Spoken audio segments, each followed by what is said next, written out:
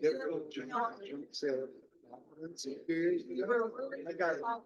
are two seats over here. Hey, Daryl, you think you can find it? Yes, there's 4 seats. Never mind. With, Silicon Ball, Victorian, it's just before that.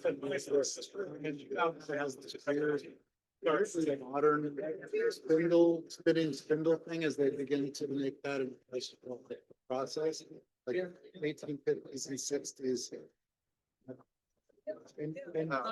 There's seats. Chip. Make it interesting. Right now, there's some. Again, folks, what we have here is a capacity for standing and seating on the floor area of 120. Now, we're gonna squeeze that, we're gonna fudge that a little bit, but I can't go beyond that very much. There is an overflow down the hallway. You can see and hear everything that's occurring as it's broadcast down the hallway. You cannot stand near the exit doorways, so please find another place to be. Don't congest a hall.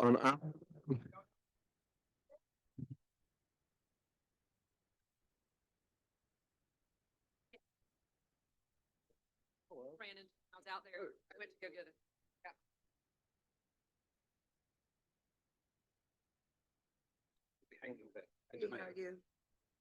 Yeah. Been battling around the country. Like, I know. Hey. Yeah. Put it on vibrate and the thing's still just as loud as a ringer, All ready? Everybody ready down there? Piggy water, I'm loving it. You ready? Ready as we'll ever be. Chip Denton. Sound all right back there? All right. I don't usually do this, but there's enough people in here. I feel like I need to give everybody's attention. I'd like to call the regular meeting of the City of Chattahoochee Hills City Council for July. Yeah, for today to order, August 5th to order. Let the record show that all council members are present for tonight's meeting. I'd like to remind anybody who wants to make a public comment tonight to fill out a public comment card, the yellow comment cards up here. The white one, sorry. We've got public hearings as well. And those are the yellow ones, right? Yeah. Okay. So be very clear tonight. If you want to make a general comment, that you're filling out one of the white cards for that. And if you're doing a comment on one of the public hearings, that you write on it which one you are and whether you are for the thing or against it. So you get called at the right time. You don't want to get called at the wrong time. And then you hand those into the city attorney, the city clerk when you're done with that. If you have a cell phone, please make sure you turn it off, especially tonight, because we've got so many folks. 37 Amber Alerts going off at the same time can be really disruptive, right? And I say this often enough, but there's enough people here that are new. I mock people that have their phone ring during the meeting, so please don't do that. If you would, please stand up for the Pledge of Allegiance. I pledge allegiance to the flag of the United States of America and to the republic which it stands, one nation, under God, indivisible, with liberty and justice for all.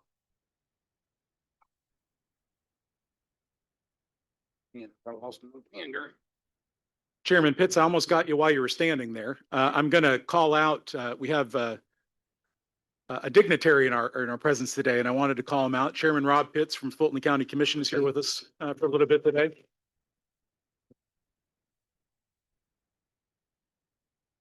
He's going to be sneaking out to go to another meeting, but I did want to call out while I've got him here and give him a huge thank you, because he and the city or the county manager, Dickie Anderson, have been an incredible help to us as we've been working through the infrastructure stuff that happens here in the city.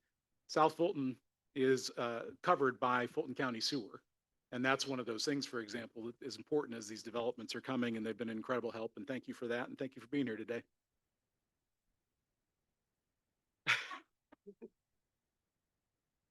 First item on the agenda tonight is the approval of the agenda. Is there anything that we need to add or change? No, right? Can I get a motion in a second, please, to adopt the meeting agenda? So motion to adopt the meeting agenda. I think you got it first. Need a second? I'll second it. We have a motion and a second. All those in favor of adopting the agenda, please say aye. Aye. Okay, we're working with that agenda. Next up is the approval of the minutes of the special call meeting of June 30th and the regular council meeting minutes of the first, right? Where I thought we were today. Can I get a motion, please, to approve those minutes? Make a motion to approve the minutes. I'll second it. We have a motion and a second. Anybody need anything changed? Any comments on them? If not, all those in favor of adopting the minutes, please say aye. Aye. Minutes stand adopted for all three of those, or all two of those. Next up are our staff reports. And we will start with a financial update from the city manager. All right. Hey, good evening, Mayor, Council, staff, capacity crowd. Good evening to all you guys. I'm gonna be real quick. As you can tell, you got a full agenda because you got a full audience here. So I'm not gonna go into great detail about the financials because we're only, what, 7.678% through the fiscal year. So we don't have a lot of revenues, a lot of expenditures happening right now. So it's in your packet. It's on the website. For those of you who want to go into the document center, it's available. It's always been available. But I just want to just real quick, as part of my financial report, let you know about the digital budget document that we rolled out last year. We're rolling it again this year.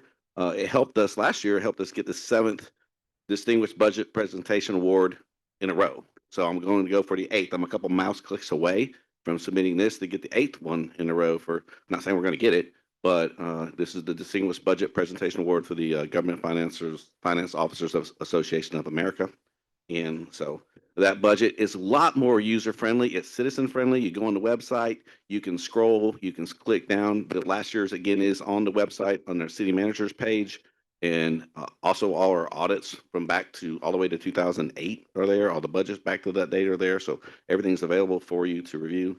But it's so much easier to review the digital budget document than it is to scroll through basically 130 pages. This budget document's about, I don't know, about 270 pages. But again, it's digital. So you can pick what you want to look at. You want to look at public works. You want to look at debt service, which is not much. We only have $198,000 in debt for our size city. We have basically zero debt.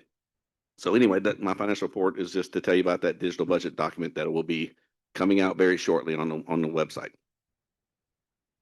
Anybody have any questions? Thanks, Robbie. Next up will be a fire department report from Chief Brett. Good evening, all. Keep it short. I will refer to the printed report that we have copies of over here that gives the statistics for the previous month and up to this moment in time for 2025. The probably the most salient point I can make to you from this report is the difference that is being made right now as we speak with Grady Healthcare having gone into a different dispatch mode. There's going to be some hiccups in that, but I don't want you to worry. The Chat Hills department has the capacity for the transport, and we have been able to work with Fulton County Dispatch and then with Grady Dispatch to help them understand the nuances for our area as far as it is located at this end of the county. So I continue to be a strong supporter for Grady Healthcare, and this change I think is going to be meaningful, but do work with us as we go through a few hiccups. If you have any concerns whatsoever, I'd like to hear from you personally. I do mention that here. And one hot off the press report, our technical rescue swimmers passed their classes today. So they are certified to support us in a good way. Questions? Not a question, just a comment. I got 3 calls this week from different people that had come upon the Riverlands Park. I didn't know that was there. And I say that to say, we now have 2 beautiful parks, one at each end of the river in the city. And we have a rescue boat. And the thing that he's talking about there is that we are now prepared to, if anybody tips their canoe over and needs help, to do something about it. Robbie and I were talking about this earlier too. You know, I talk sometimes about the fact that we don't have as much money as we need to pave roads and things like that. And people wonder how we get these new parks. It's because we've got $3 million worth of grants, more than $3 million worth of grants from outside, from people like DNR. And those have created these amazing facilities in town. And that's in part because of all the other cool stuff we do. People recognize the special stuff that's happening in Chattahoochee Hills. And again, appreciate Greg always staying ahead of the safety needs of the things that are happening here. On the opposite side of the report, just as a supplement, I added a few things there that give you an idea of our qualifications and some of the roadway or incidents that we've recorded over the years. I think probably the comment at the very bottom centered is probably the one you would understand the most. Hope you'll take a look. Thank you. Appreciate it, Greg. Next up is the Police Department report from Chief DeGoo.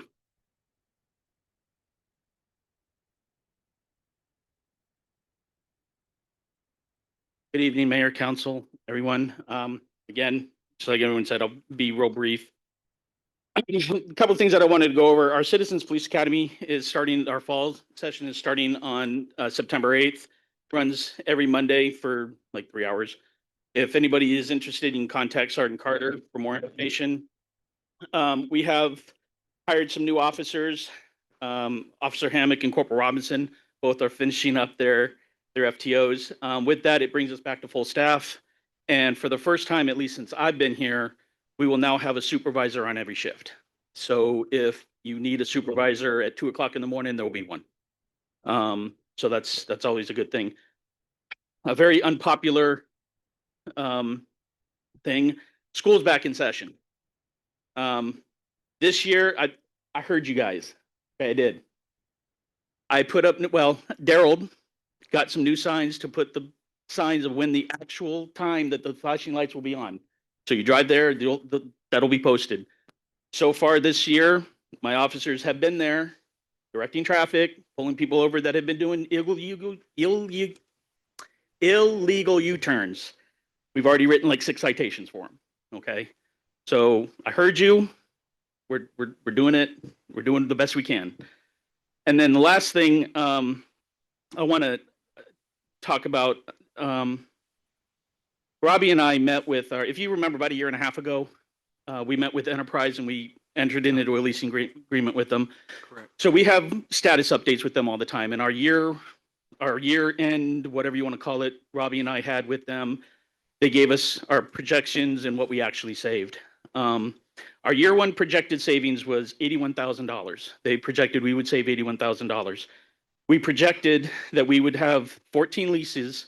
We actually had 16, but even with that, we budgeted $157,000 and only spent $144,000.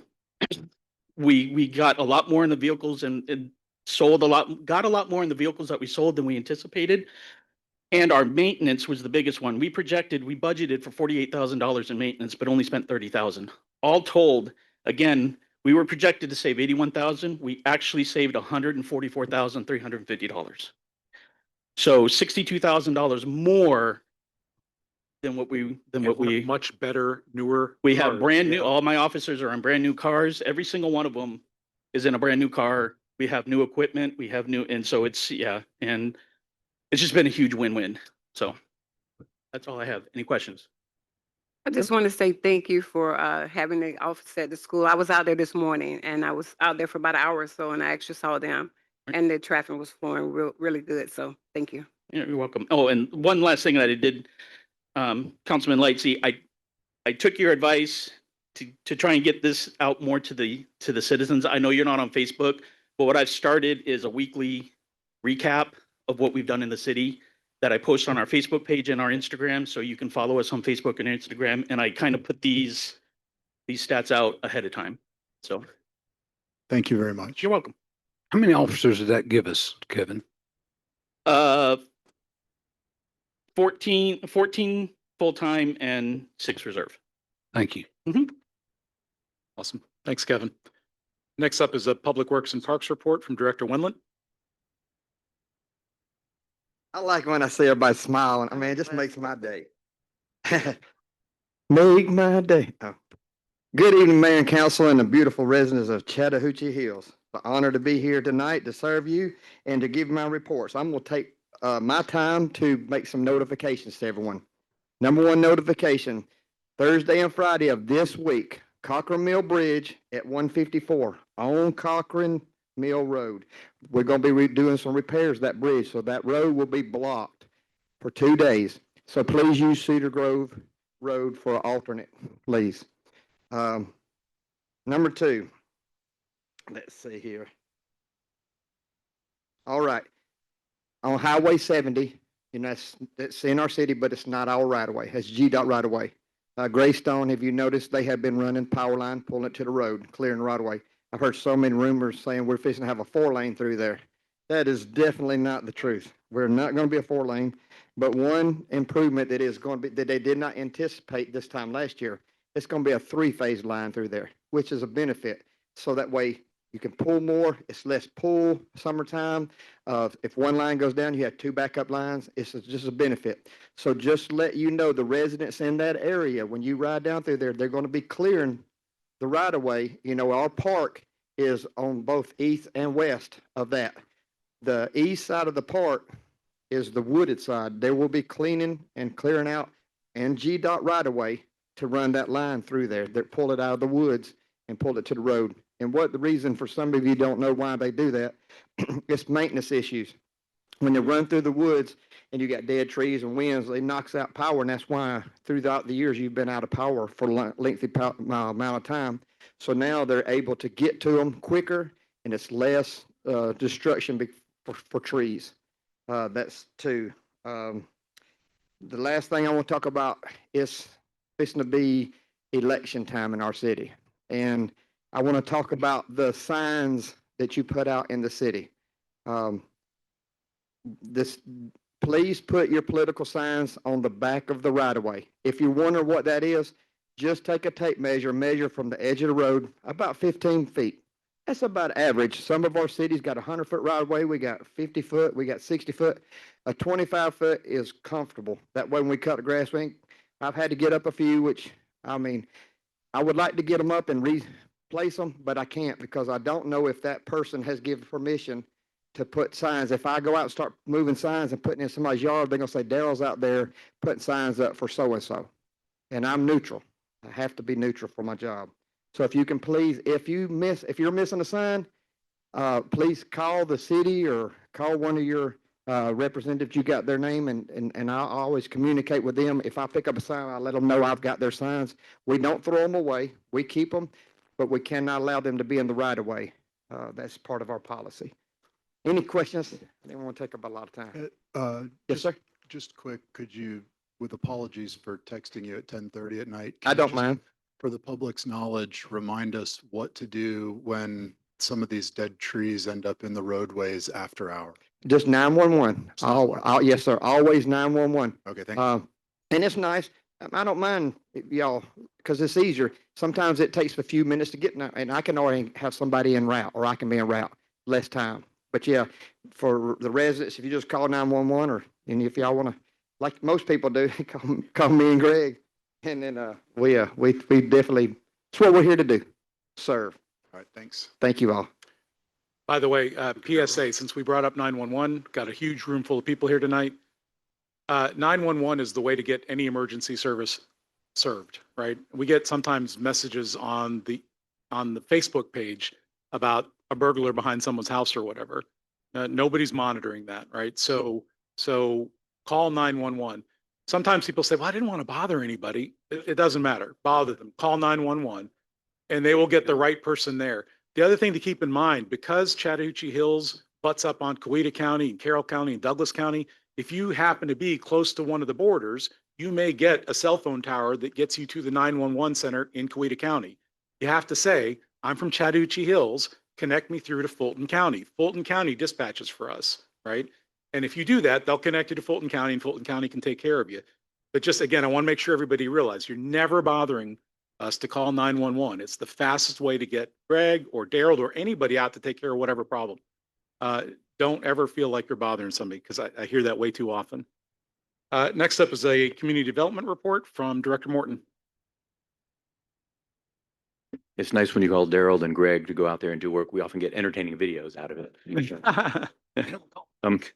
We've got the building permit numbers for you. We were up in total permits issued, COs issued, and inspections conducted.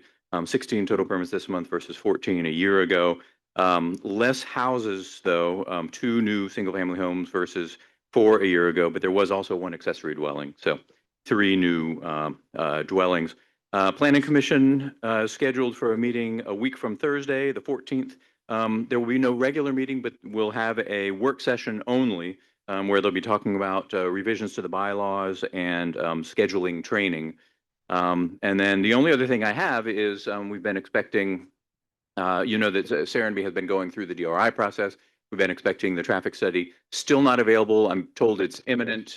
We should be getting any day, but be aware, of course, that that's not the end of the DRI process, right? Then both ARC and Greta review them. The clock starts ticking on them. They have a certain amount of time to turn out their report. So that won't come along then for another month or 2, depending on, they have different time schedules for the 2 organizations. So expecting that very soon, and then another month or 2 down the road, we'll get the final word from them. That's all I've got. Anybody's always welcome to come and talk to you, Councilman, about whatever is going on with the new ones, right? So just a reminder of that. Thanks, Mike. Next up is an Economic Development Department report from Director Montesinos. Thank you. I got a short walk from my chair this time. Mayor Council, good evening, ladles and jelly spoons. I've got 5 things to touch on. First, the Georgia Economic Placemaking Committee that we host created a subcommittee that is now looking at doing a demonstration project over at the Cedar Grove Community Center. Thank you, Councilmember Foster, for participating in that. Convention Visitor Bureau activities, we're still moving forward with website multimedia projects. And tomorrow we'll be issuing an RFP for public relations services as well. We're still collaborating with the Atlanta Regional Commission and our South Regional partners on the South Fulton Comprehensive Transportation Master Plan update, and waiting for the final version of the MOA to be drafted so we can bring it to the council for approval. We are also, we just finished a couple weeks ago the financial workshop for the the recreational trail program, which is the Wheel Beautiful Universal Access Trail. We actually are presenting the council tonight with a resolution to authorize the mayor to enter into the contractual agreements to go ahead and move that grant forward. We've been waiting on that for a few months and looking forward to getting started. Lastly, interestingly, July was very busy, even though I was actually off a week. So for the 3 weeks I was here, we actually held 5 ambassador tours, which is where we have a group of a delegation that we take throughout the city and show off the best things that the city has to offer. So this time we had the Georgia Cities Foundation, Georgia Department of Community Affairs, Georgia Power, Axion Financial, Greystone Power, Select Fulton, which is the Economic Development Department of Fulton County, and Conventures. So including one more that I have scheduled for tomorrow, that'll actually make 6 in the last 6 weeks. Usually it's 1 a month. So that's about all I have to offer. Very good. All right. Any questions? No, thank Thank you. you. Chris. Thank you. All right. Next up is public comment. It's a time for citizens to share information with the mayor and city council, to provide their input and opinions on any matter not scheduled for its own public hearing during tonight's meeting. Again, I've mentioned before, we've got several public hearings, so hopefully everybody's been very clear about what they're commenting on.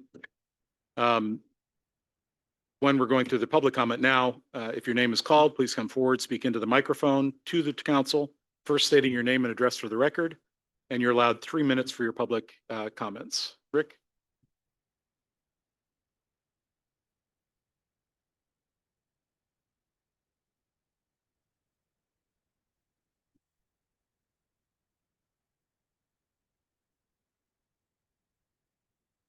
Deneen Crawford, 5575 Cocker Mill Road. It's often said that Chattahoochee Hills is a city like no other. Maybe that's true, but I beg to differ. We are a small town and news travels fast, very fast. So for example, when 3 of our council members hold a meeting on a Sunday night, phones start to ring, texts are exchanged, and neighbors visit with one another to share the news. While everyone at the meeting was sworn to secrecy, most folks couldn't wait to spill the beans. Monday morning, felt like a romantic comedy filled with slander, sinister plots, and hilarious gossip. Oh, if it could only have been filmed, it would have been a blockbuster hit. So, in our small town, where neighbors do keep it neighborly, we appreciate our neighbors calling and telling us all about it. Thank you. We also appreciate not being invited to an event where His Majesty droned on and on about context and consensus. I'm wondering if he could use the same shtick in Vermont. Maybe it's just a rumor, but one person commented if they were on their deathbed, they would want to listen to his honor because when he starts speaking, it feels like eternity. We were told that the master of ceremonies was joined by his faithful lapdogs, although they didn't have much to say. Amidst the personal smears and witch hunting, not once did anyone remind everyone to keep it neighborly. No, that line is just for show, a feel-good phrase to distract the public. Another rumor that was mentioned was that one of our council members has a brother that lives in Alpharetta and is a developer that is coming to develop our city. The facts are this brother is a celebrated and decorated, recently retired veteran that has served 23 years and served 4 tours of duty in Afghanistan as a medic. We should respectfully thank him for his service to our country. So neighbors, keep those cards and letters coming. Stop by for a chat. We are not the crazy people we have been made out to be. And by the way, we do our due diligence. We vet our concerns with experts, and our views are fact-based. We are a group of volunteer citizens that are here to serve the community by providing factual, verified information.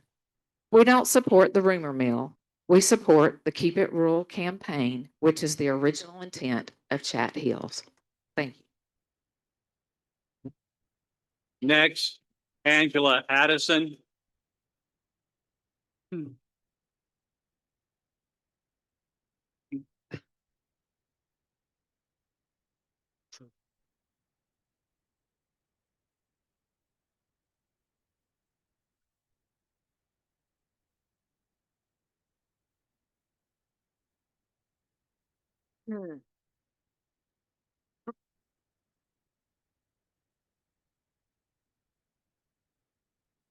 It's fine. Good evening, Angela Addison, 5451 Two Hills Drive. Some of you may have heard of Stephen Covey and his book, The 7 Habits of Highly Effective People. Habit 5 of the 7 is seek first to understand, then to be understood. In other words, be empathetic. I relied heavily on this habit in forming meaningful relationships with my students, parents, co-workers, and leadership. As a wife and mother, seeking first to understand has spared me from many arguments and prompted me to apologize as needed. So when I moved to Chattahoochee Hills, it was brought to my attention that I should come to the city council meetings to understand what the city was all about and to get some insight into how I fit in this experiment, this novel experiment of keeping it rural and making sure that we preserve the land. I came to the meetings and often I would speak about being understood because it didn't seem that representation was there for my concerns. And yet it still seemed like it was falling on deaf ears. So I said, let me do what I'm wanting to have done to me. Let me seek to understand. And so I attended 2 of my council members' town hall meetings, which I thought would be an opportunity for everyone to get to understand each other. I did walk away with an understanding. And the understanding that I walked away with is, if it is not your intent to understand everyone in the room. You won't. If it is not your intent to make sure that you represent everyone's concern, you won't. Chattahoochee Hills motto is that we are a place of intention. Maybe it says a city of intention, but it definitely says intention. And some of our council members have been really clear about what they intend. Even so much as a council member, and I'm at the town hall meeting, at his town hall meeting to say, you know, I grew up born and raised in College Park, which is probably why we moved. And so I had to help him after the last meeting to understand that a statement like that to a young lady who grew up in College Park and whose parents still live in College Park is almost like saying you ran away from people like me. It also serves to note that during the work session, this council member continued to talk about what wasn't right about stuff from Atlanta and South Fulton can't be trusted, and referring to estates at Cedar Grove and Heatherwood. I mean, I was kind of complimented because the first time we heard our names in a while from his mouth. However, this is what I want to say in my last 10 seconds. If we do not seek to understand each other, we're doomed to fail. Period. Next, Mitchell Wolf.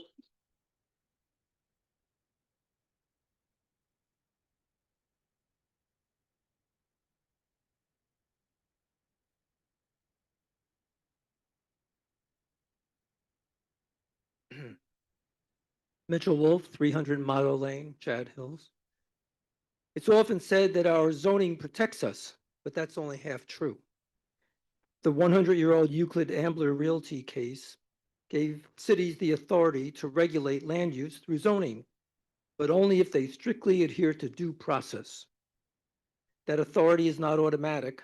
It is a conditional privilege, and it rests with our city council. The law is clear. Euclid protects us only if we religiously follow due process.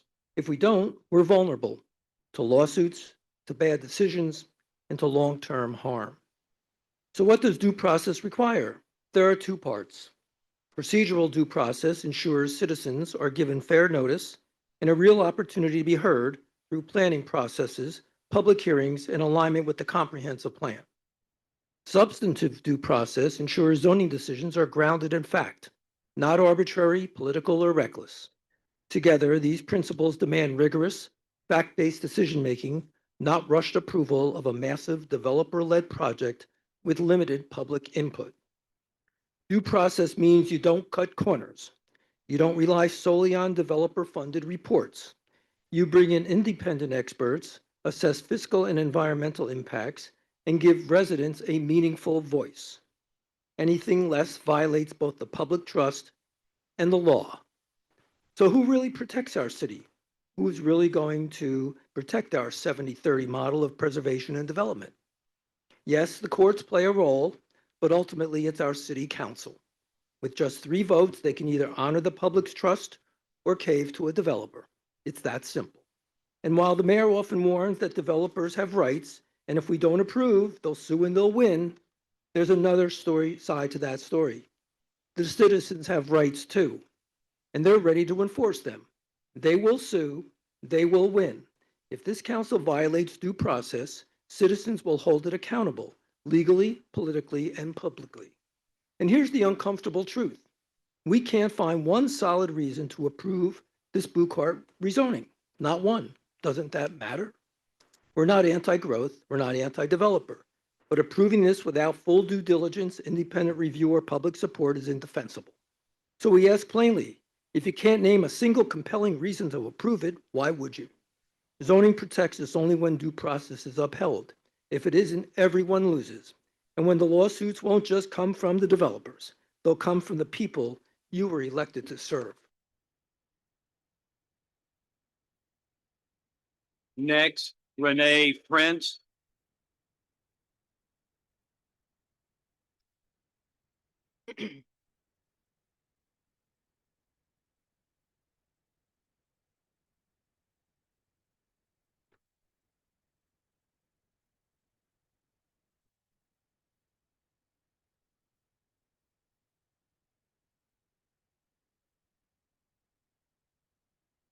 Good evening, Mayor, City Council, and citizens. My name is Renee Prince, and I live at 13015 Hamilton Road. Daryl, I have a message to give to you from Jenna. She says the guys missed the pothole. Probably not one. Hey, our road looks great. Thank you very much. I appreciate that. I come before y'all tonight. I conduct a lot of open records, requests, and research. During my research, I discovered that two city officials share the same physical address. I found it interesting and concerning. This creates a conflict of interest or could be seen as one under Georgia conflict of interest and ethics laws for public officials. Tonight, I have two pieces of documentation that verify my information, and I would like to turn them in to Rick Lindsay, our city attorney, so that he can decide how to proceed with this matter. Thank you. Next, David McElreath.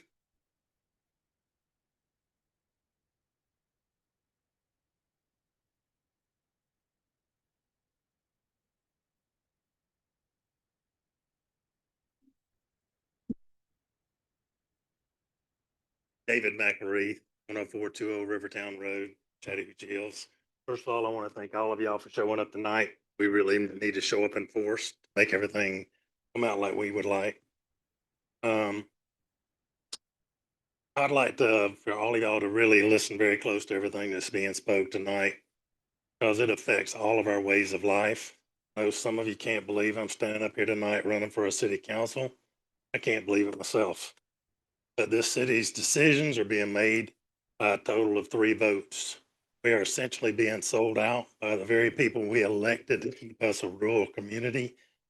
That's what we are supposed to be. Believe it or not, we have become a divided city like the rest of this country. This is not a Republican Democrat issue. This is the very way of life we're fighting for. Our officials are not going by due process. That's what our country is actually built on, by passing it up and passing it by and moving on to the next agenda and saying, we'll get back to it. Right now, we have an air traffic controller, a drug representative, and a secretary voting for the development issues that affect all of our ways of life. I'm in the building business, so I am used to following the rules of due process, due diligence, impact fees, feasibility studies, and more. I've always said that in my business, you don't hire an electrician to do a plumbing job. So why should these people without a background and the knowledge of these issues vote in all the development without all the legal aspects of the back it up? I would ask that the air traffic controller about planes and the drug representative about medication and the secretary about filing, but I would not ask them how development and house building are going to impact my way of life. We did have a very capable person in the planning and zoning department, but our mayor took that capable person out of the planning and zoning department and put in somebody that would actually say yes to all the developments. He removed him and placed a city council person that was also an ex-person that was on the council and has the same amount of knowledge of these developments as these other people, just to have a yes vote. Are you going to vote yes to higher taxes? Our taxes are probably going to go to increase by 4 or 5 or even 6 times. Or I don't know about you, but I don't want to spend my retirement money on property taxes to probably the tune of $1,500 to $2,000 a month on something I already own.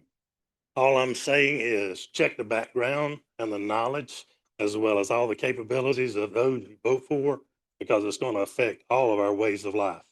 Finally, I understand there was a meeting held by the mayor on Sunday night, and just a few special people were invited to this meeting. Mr. Schmidt and I think were saying that We don't agree with the 70, Mr. 30. McElroy, thank you. That's it. That's 3 minutes. Next, Julie Wall.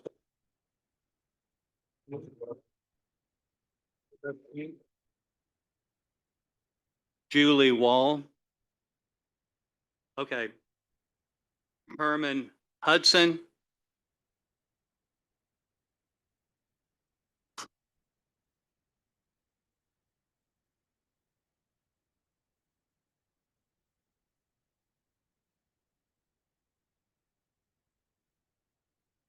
Good evening. My name is Herman Hudson. I live at 7620 hear me, Hopkins Road, Chat Hills.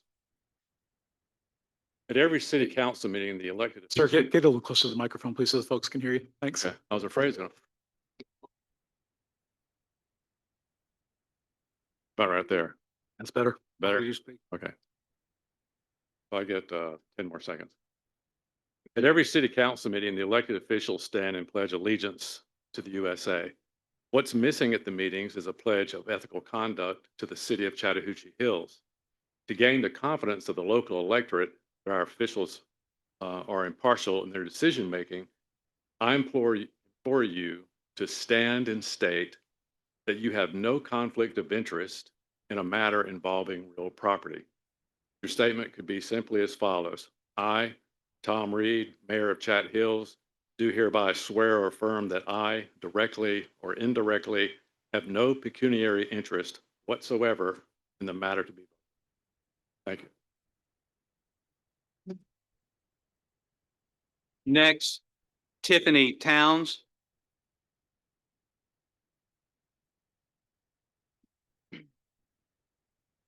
Good evening, Tiffany Towns, 346 Lowbrook Court. I am looking forward to November elections and the public engagement that is included as part of our zoning and development specifically, and the democratic process more generally. We need to calm down the rhetoric. Keep it rural has become weaponized in this debate about smart development and the inevitable population growth in Chat Hills. I have heard people say the Bucart plan will destroy Chat Hills. I saw someone post in the Facebook group in all seriousness that we need, quote, a border wall to keep out the encroachment from South Atlanta, end quote. People have claimed that grandma's house will be auctioned on the courthouse steps due to unpaid and unaffordable property taxes resulting from development. I grow weary, frankly tired of the dividing lines that many debates seem to revolve around. For example, who has been here longer? Who has deeper family lineage? Who doesn't live in Serenbe? Who doesn't have kids? Who has more or less acres of land? Who is younger, older, and any other number of tribal definitions? And at this point, I literally had to contact our chief of police because of threats that were being directed towards me on a Facebook page that were hidden from me, and only one other citizen from Chat Hills thought it made sense to contact me with screenshots because that person was concerned for my well-being. This is out of hand. It's out of hand. And we really need to think about who we want to be as a community, how we want people to perceive us. If we say that this rural way of life is better and that it is preferred, let's act like it. I believe that I was the person who first stood here to say, keep it neighborly. And I meant it. I moved here a little more than a year ago because I loved the scenic beauty of Chattahoochee Hills. And I thought that I was coming to a place that would welcome me, the tax revenue that I would bring, and the fact that I'm a good, productive, upstanding citizen, if I do say so myself. And yet, I have been greeted with so much animosity because I deign to express an opinion that some of the folks in this room, maybe many of the folks in this room, don't agree with. And that's America. You get to say what you believe and what you think, and people can disagree. So regardless of what happens in terms of zoning and development, regardless of what happens in terms of the November elections, we are still Chat Hills, and we still need to keep it neighborly. Thank you. Next, Lisa Remley.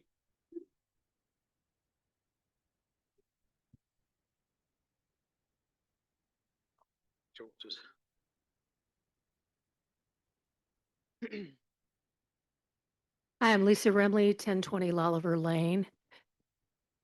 Thank you, Carol. You're the best. I know. And the reason I always ask Gerald to do something is because I chair the board of Community Brickworks, and he's my favorite phone number to call. I just want to remind everybody on a lighter note tonight that the Chat Hills Library will be reopening on the 23rd of August. 1 o'clock is the ribbon cutting ceremony. Everybody, please come. It's a beautiful, beautiful new space, and we're very proud of it.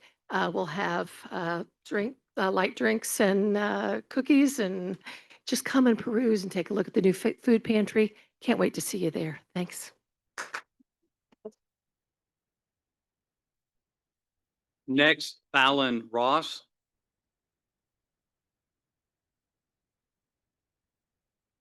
Oh, she didn't, all right. She doesn't wish to speak. Put it in the record. Mr. Mayor, I have several here that I believe are actually folks who wish to speak at one of the rezonings. I need to ask, and if you would, listen for your name. If you want to speak at the Bucart rezoning, tell me yes or no. If it's no, then you'll speak at public comment, but it cannot be about the Bucart rezoning. That time to speak will be when that matter is before the council, okay? So Erica Schmidt Wood, you want to speak on the Bucart or just regular public comment? Okay. I believe it's Marin Winslet.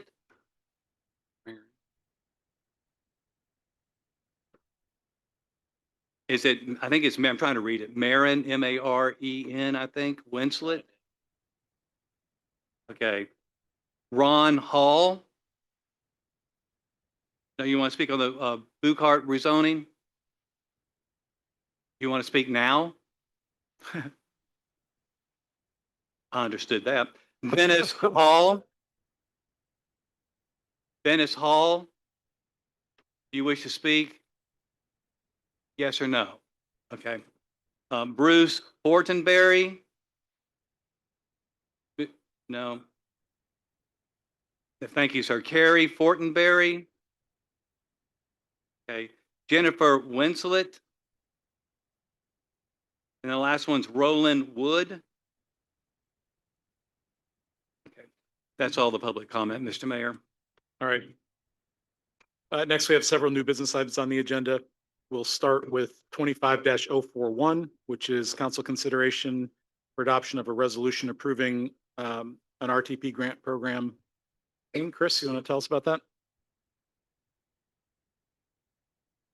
Yes, this is the memorandum of agreement between the city of Chattahoochee Hills and the Georgia Department of Natural Resources for the Wheel Beautiful Universal Access Trail we've been waiting for since the beginning of the year, I believe.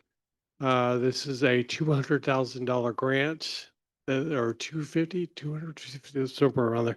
That the city was awarded late last year, and this is really just a resolution authorizing the mayor to accept the grant and enter into the necessary paperwork and contracts, et cetera, with DNR. Anybody have any questions? No, he's done a good job. Thank you. Another fantastic addition to what we're doing. Can I get a motion in a second, please, to adopt 25-041 with the RTP grant? Make a motion. Second. We have a motion and a second. All those in favor of adopting, please say aye. Aye. Those opposed, nay. That carries unanimously. Next up is 25-042, which is council consideration on a concept plan for the Terrace School. Mayor and council, this is a single lot in Serenby. It's just in an area that had previously been earmarked as open space. Immediately behind the Terrace School in the Motto neighborhood, the proposal is for a lot to hold a recreation field and a library. The original intent was to not have any water service at the library. That may be changing. As we discussed in the work session, there are a number of public safety issues or emergency services issues still to be worked out, but that's what happens in a normal process of development. But the ones that were identified in the planning commission meeting, where the fire chief also spoke, there's sufficient access for fire apparatus, fire hydrant location, water supply to the building because sprinklers might be required, and then actually one that's not emergency services, but the walking distance to restrooms if there are no restrooms in that building. But again, those are handled in the normal course of building permitting. It's an acre, a lot just shy of 1 acre.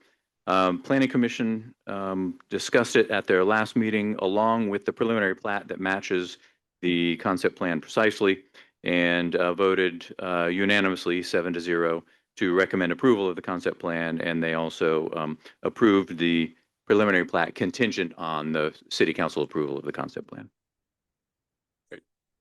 All right, let me get a motion in a second, please, so we can discuss this. Can I get a motion to adopt 25-042, please? Motion to adopt item 25-042.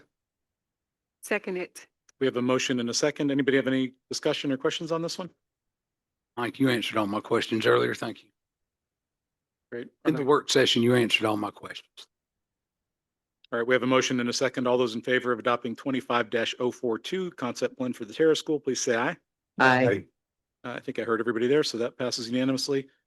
Next up is 24-043, which is council consideration for an IGA with Coweta County. And Robbie. Oh, yeah. My glasses on. Yes, Mayor and Council, this is the floating local option sales tax that we've been talking about. I feel like Chairman Pitts probably should present this item because he probably understands it probably more than I do.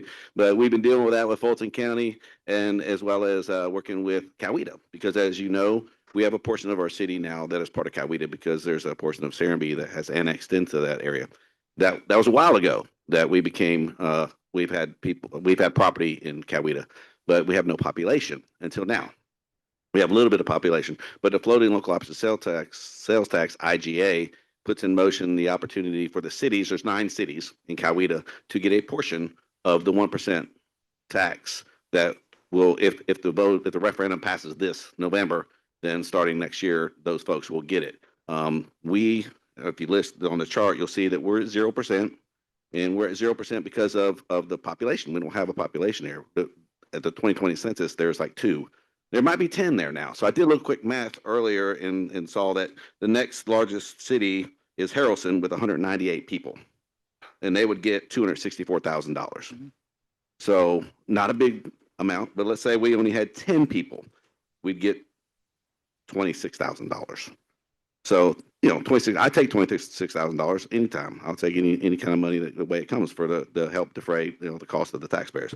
But right now, we're still talking with the county to see if maybe, because they're going on 2020 census, maybe that, we're in 2025. We have numbers there now, as Jeremy knows that we have people living there now, and we'll talk about that when we get to the millage rate.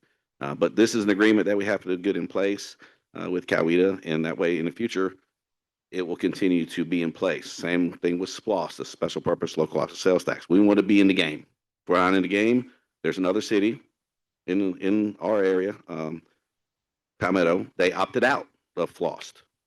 So you'll notice that there's another city on that chart that gets 0%. Not because of their population, it's because they decided to opt out of FLOST. We opted in. So we are still eligible for something. Did that explain that okay, Chairman Pitts? Is that good? All right, can I get a motion in a second, please, to adopt 25-043, the IGA with Coweta County?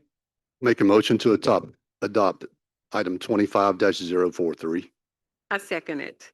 We have a motion in a second. All those in favor of adopting 25-043, please say aye. Aye. Those opposed, nay.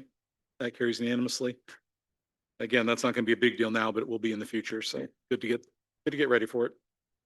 Next up are our public hearings. Again, we've talked a lot about this, making sure that we're talking about the right ones. And we have 3 of them tonight. So Rick, would you please read the public hearing rules for us? The mayor will allow each side equal opportunity to the floor and establish time limits for the public hearings. If you desire to speak in support of or in opposition to an item, you must fill out a public hearing card and turn it in to either the city clerk or to me, the city attorney. Those called to speak will be taken in order the cards were received by us.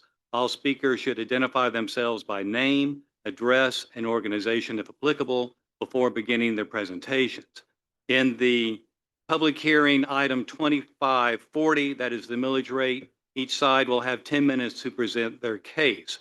In the public hearing item 2535, that is the amendments to the Unified Development Code, each side will be given 10 minutes to present their case.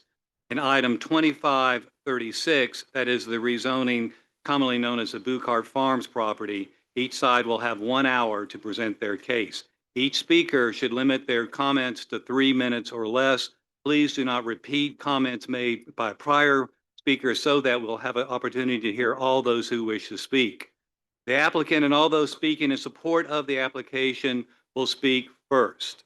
The applicant may choose to save some of the allotted time for rebuttal following the presentation by the opposition.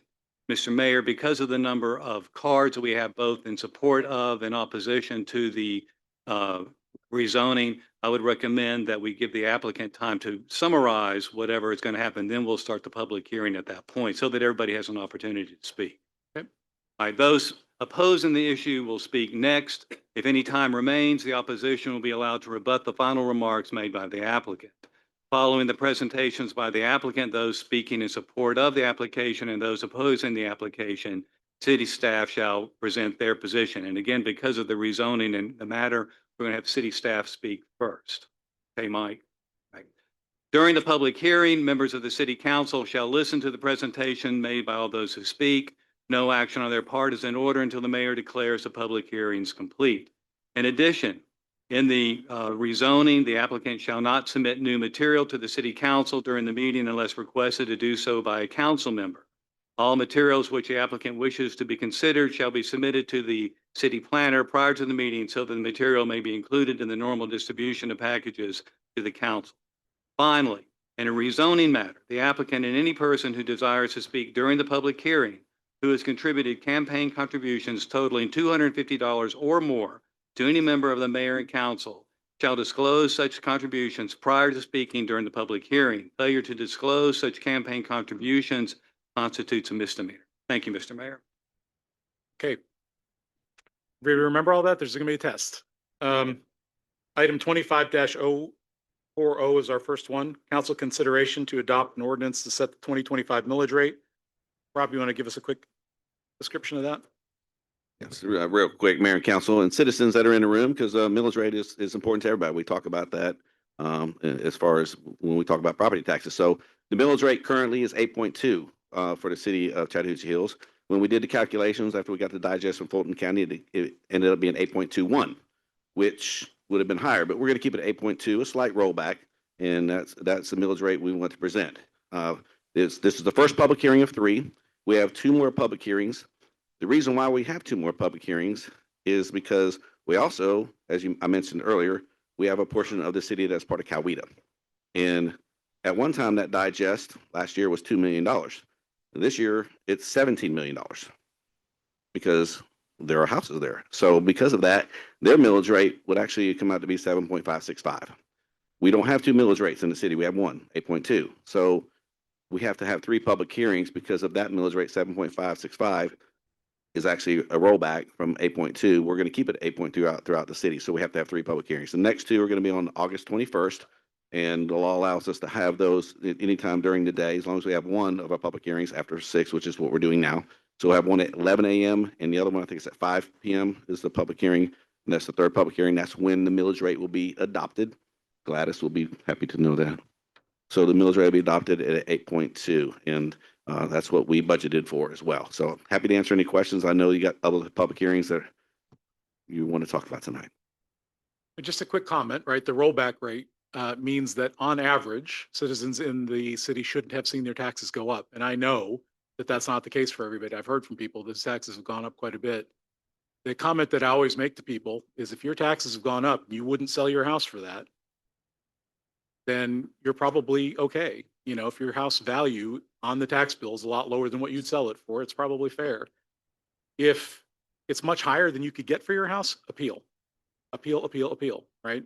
Because they make mistakes. Again, on average, our rollback rate means that taxes are not going up in the city for any average resident, but I know that that's not the case for everybody. So appeal if you feel like they're wrong. All right, can I go ahead? Do we have any comments for this one? Yes, we All have right, let's go ahead one, and open the public hearing, please. Tiffany Towns.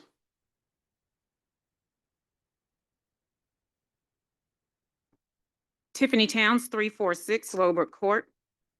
So in general, I support quality of life, the notion of public good, and ensuring a return on public investment. So I support the millage rate and the budget process.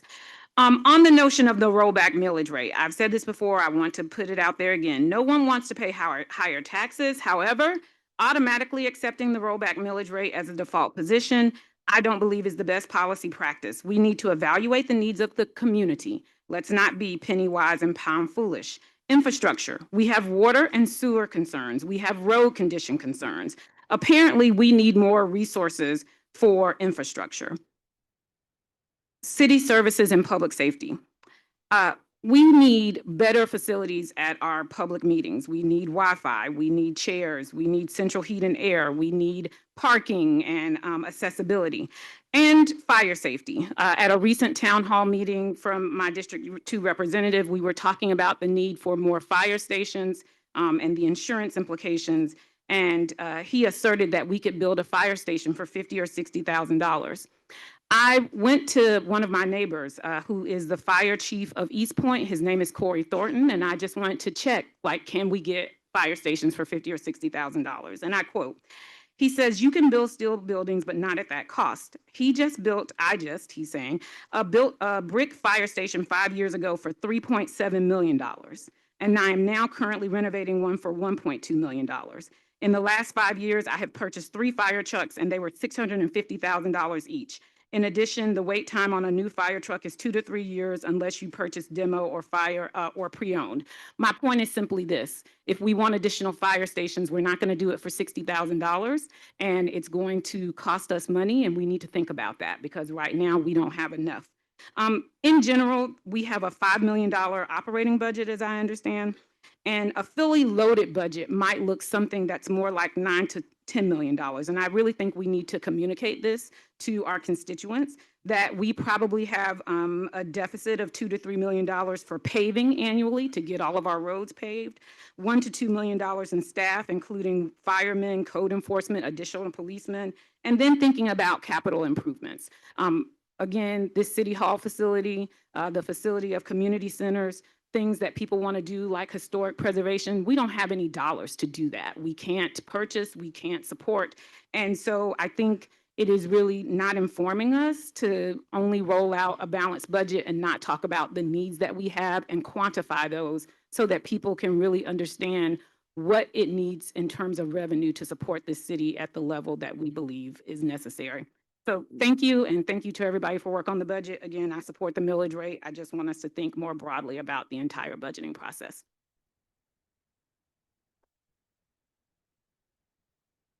That's it, Mr. Mayor, for that item.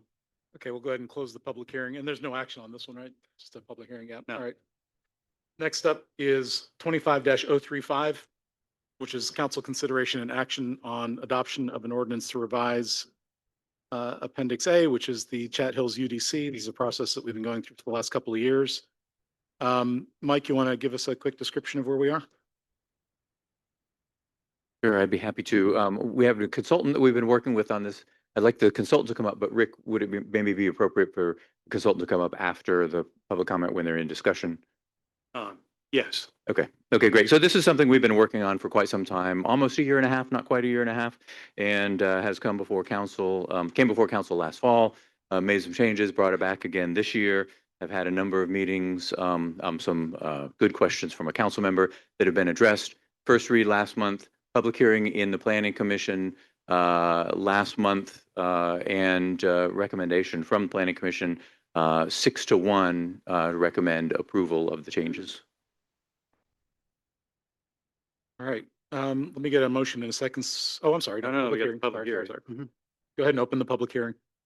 We don't have any in favor. We have 2 in opposition. First, Mitchell Wolf.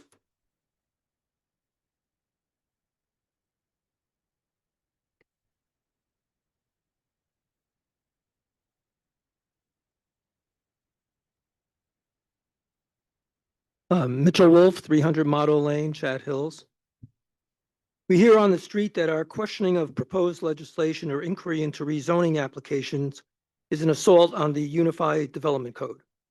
Asking probing questions is impolite or not being neighborly.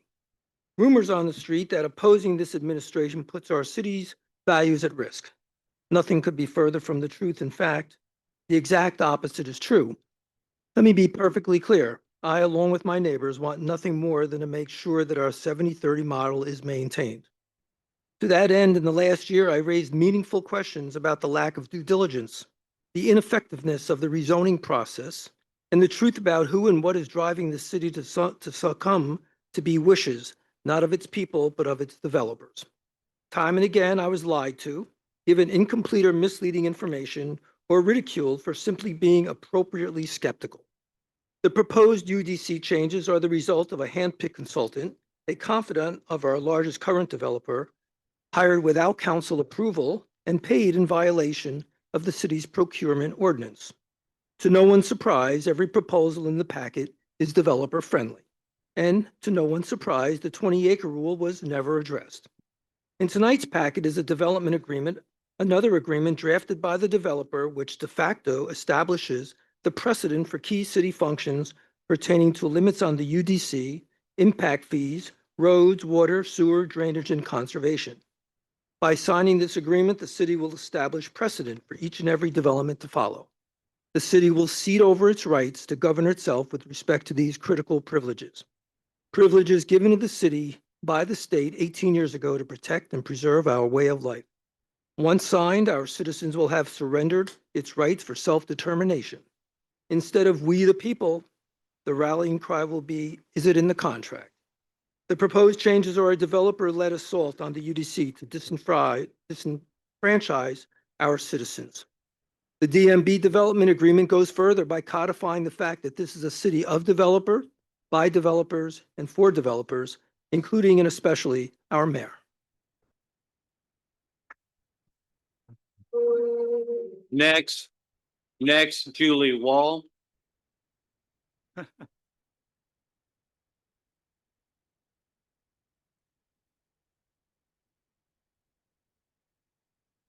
Julie Wall, 10550 Rivertown Road. The proposed changes to the UDC have been more than a year in the making, so why are we bothering to rush them now?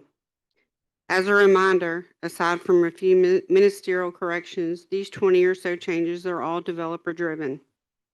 Drafted by a consultant, not vetted or approved by the city council, paid more than $100,000 without meeting the city's procurement guidelines, and handpicked by Steve Nygren.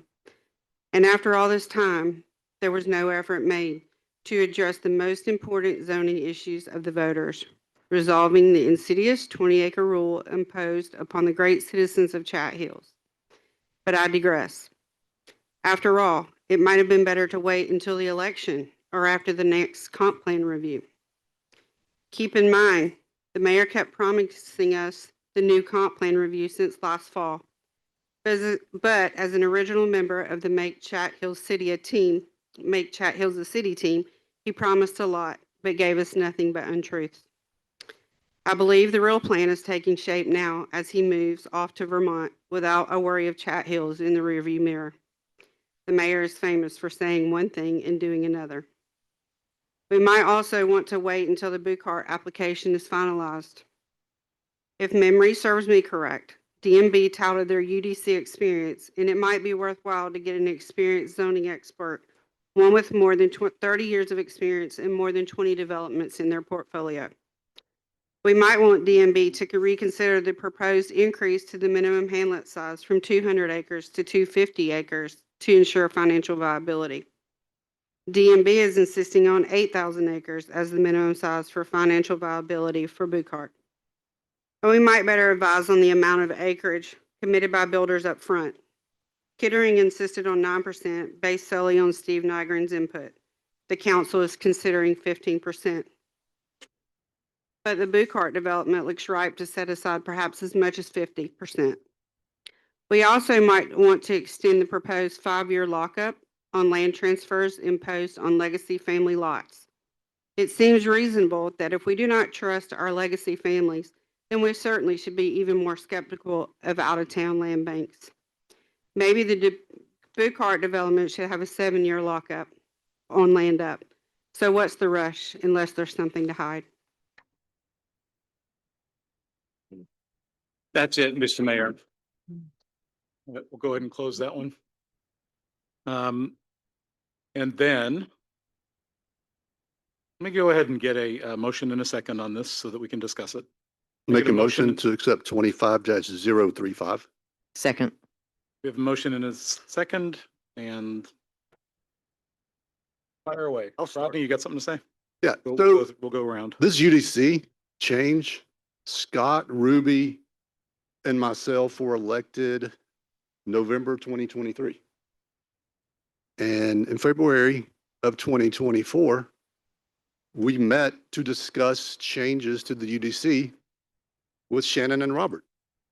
And just like someone mentioned earlier about experts, our zoning is unlike any other zoning in any other city. Go ask the neighboring city's zoning expert about our zoning. He's not going to understand it.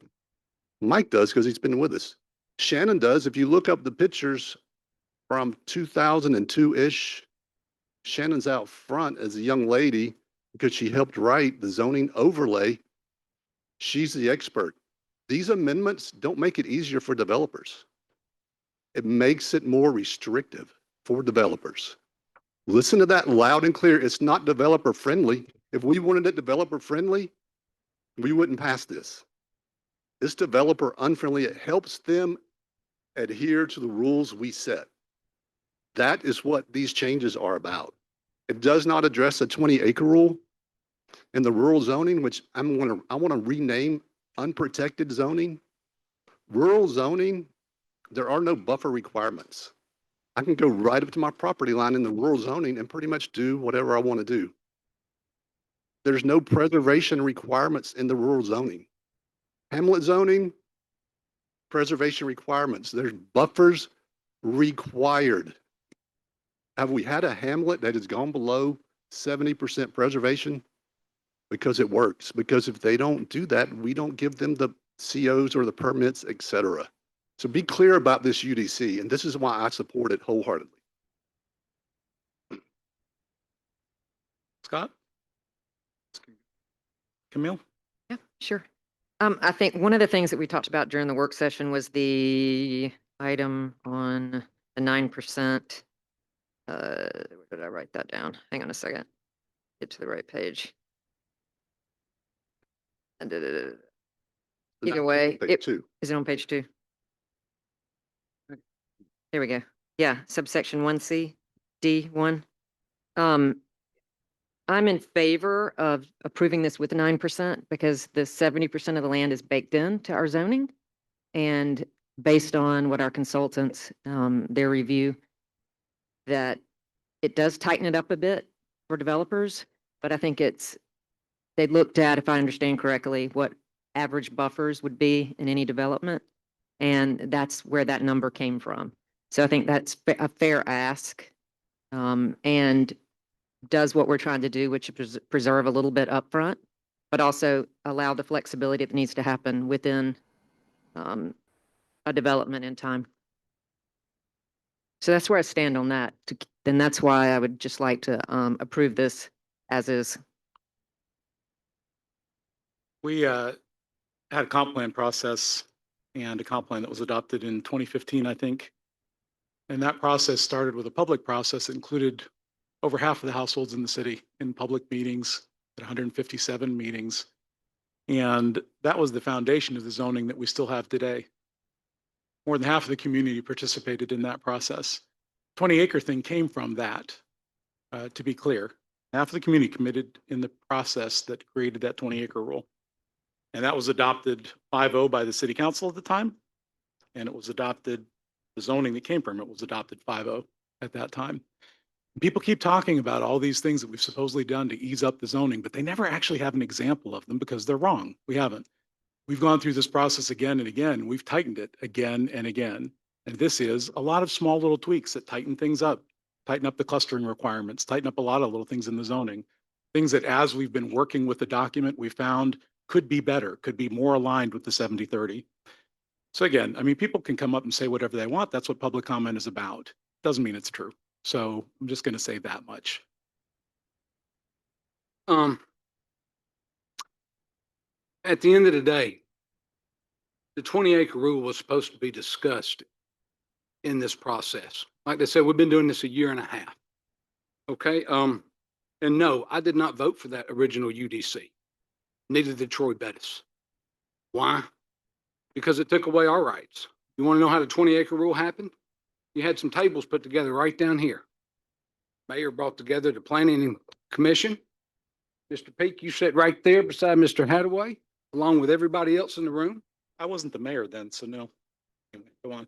Oh, you said 2015, sir. Is this Mayor? Wow. this? Hadaway wasn't in the council then. So No, like I said, please quit interrupting. I said you had a joint meeting with the planning and zoning people. Hadaway was with planning and zoning. Everybody knows that. So was Rodney at the time. So you can fact check that if you'd like. What was created was a bully pulpit and just a beat down. Because in this town, numbers rule. That's how your 20-acre rule got put into place. Okay, what I had to do was fight for the family plot thing, which allows you a little small cut on your land. At least you got something. That was like pulling teeth. So that's how all that happened. The bottom line is we've been discussing this for a year and a half. We discussed everything but what pertains to your rights that have already been taken from you. That's the bottom line. If I want to build a fence on my property line, that's my property. One thing I've always noticed about Chattahoochee Hills is that the citizens that live here, they've been preserving their property for years.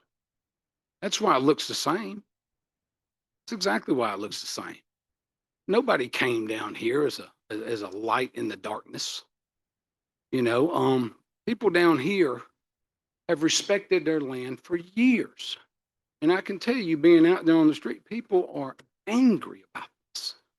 They understand when you look at that map right there, and we won't go into all that. That's a lot. But anyway, this is an incomplete document. It does not address what we asked for. I asked for the original contract with what we asked for this engineering firm to work on. I was told it would be handed to me. It was not. Then, like Mr. Lightsey said, and some other people said, I guess payment was granted in an illegal fashion. That's what took place. So it is what it is. How do we have a discussion with the 20-acre rule that impacts everybody? You got to have 3 people. I guess right now you don't. That's how that happened. Go ahead. Can I make one comment? I think we just need to clarify too, if I can just say one thing about conservation and preserving land. Nothing is truly preserved until it's under a permanent conservation easement. And that's what we asked for with the 70%. And I will bring to the next meeting the documents that I drew up when I was a volunteer working in the comp plan process, where the family plot stuff happened, because I'm the one that brought that to the meeting the first time. You were not, never mind. Yeah, I mean, I'm just saying, and I'll bring the paperwork, because I've got it, and you don't. I mean, I just, you know, I mean, I'm done you can arguing. get up here and just say whatever the No, heck it is they what want, we I need to get move it, on. but like, you know. It is what it is. Yeah, it is BS is what it is.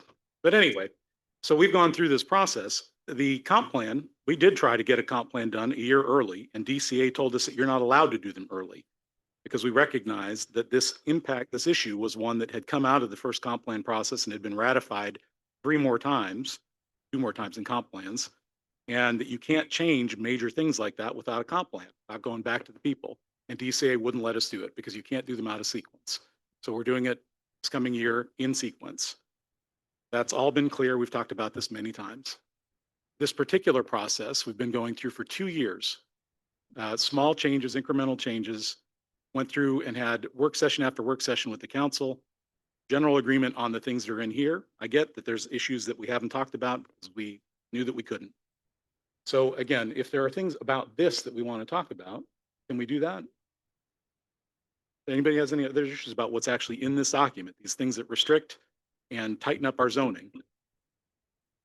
Anybody have any of those? Or should we call it? Let's call it. Did you want to, go ahead. Yeah. No, were you about to? I just think, we've been round and round about this. It has been going on for 2 years. It doesn't address, as Tom just said, everything that we'd like to have addressed in it.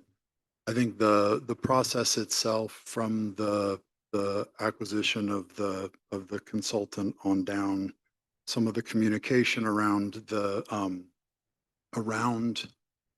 comment and changes and who was involved was poorly handled. I thought that and said at the time that the consultant's answers to my queries at times appeared to be, shall we say, shopping rationales for a preconceived result.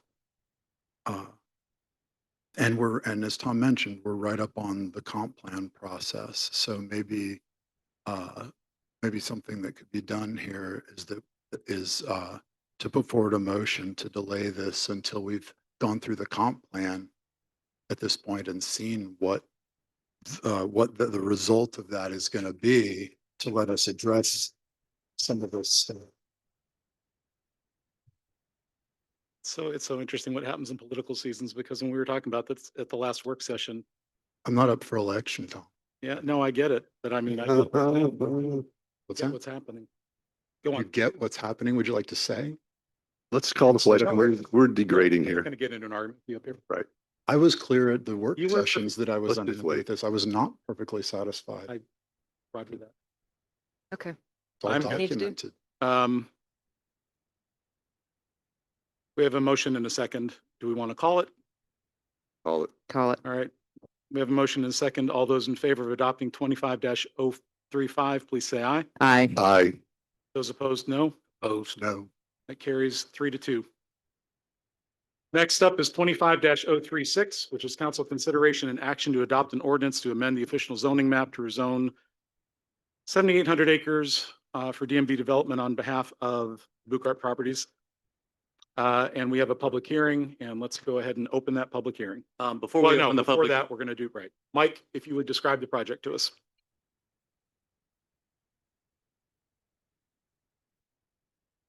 As the mayor said, this is 7,800, actually 7,848.25 acres of RL rural land proposed to be rezoned to HMMU, which is mixed use hamlet. 70 parcels total. Everything's on the east side of the Chattahoochee River, south of Campbellton Fairburn Road, which is Highway 92 up in Campbellton, and generally north of South Fulton Parkway, although there are 700 acres on the south side of South Fulton Parkway. It's on the future development map. It's mostly preferred agricultural rural residential area.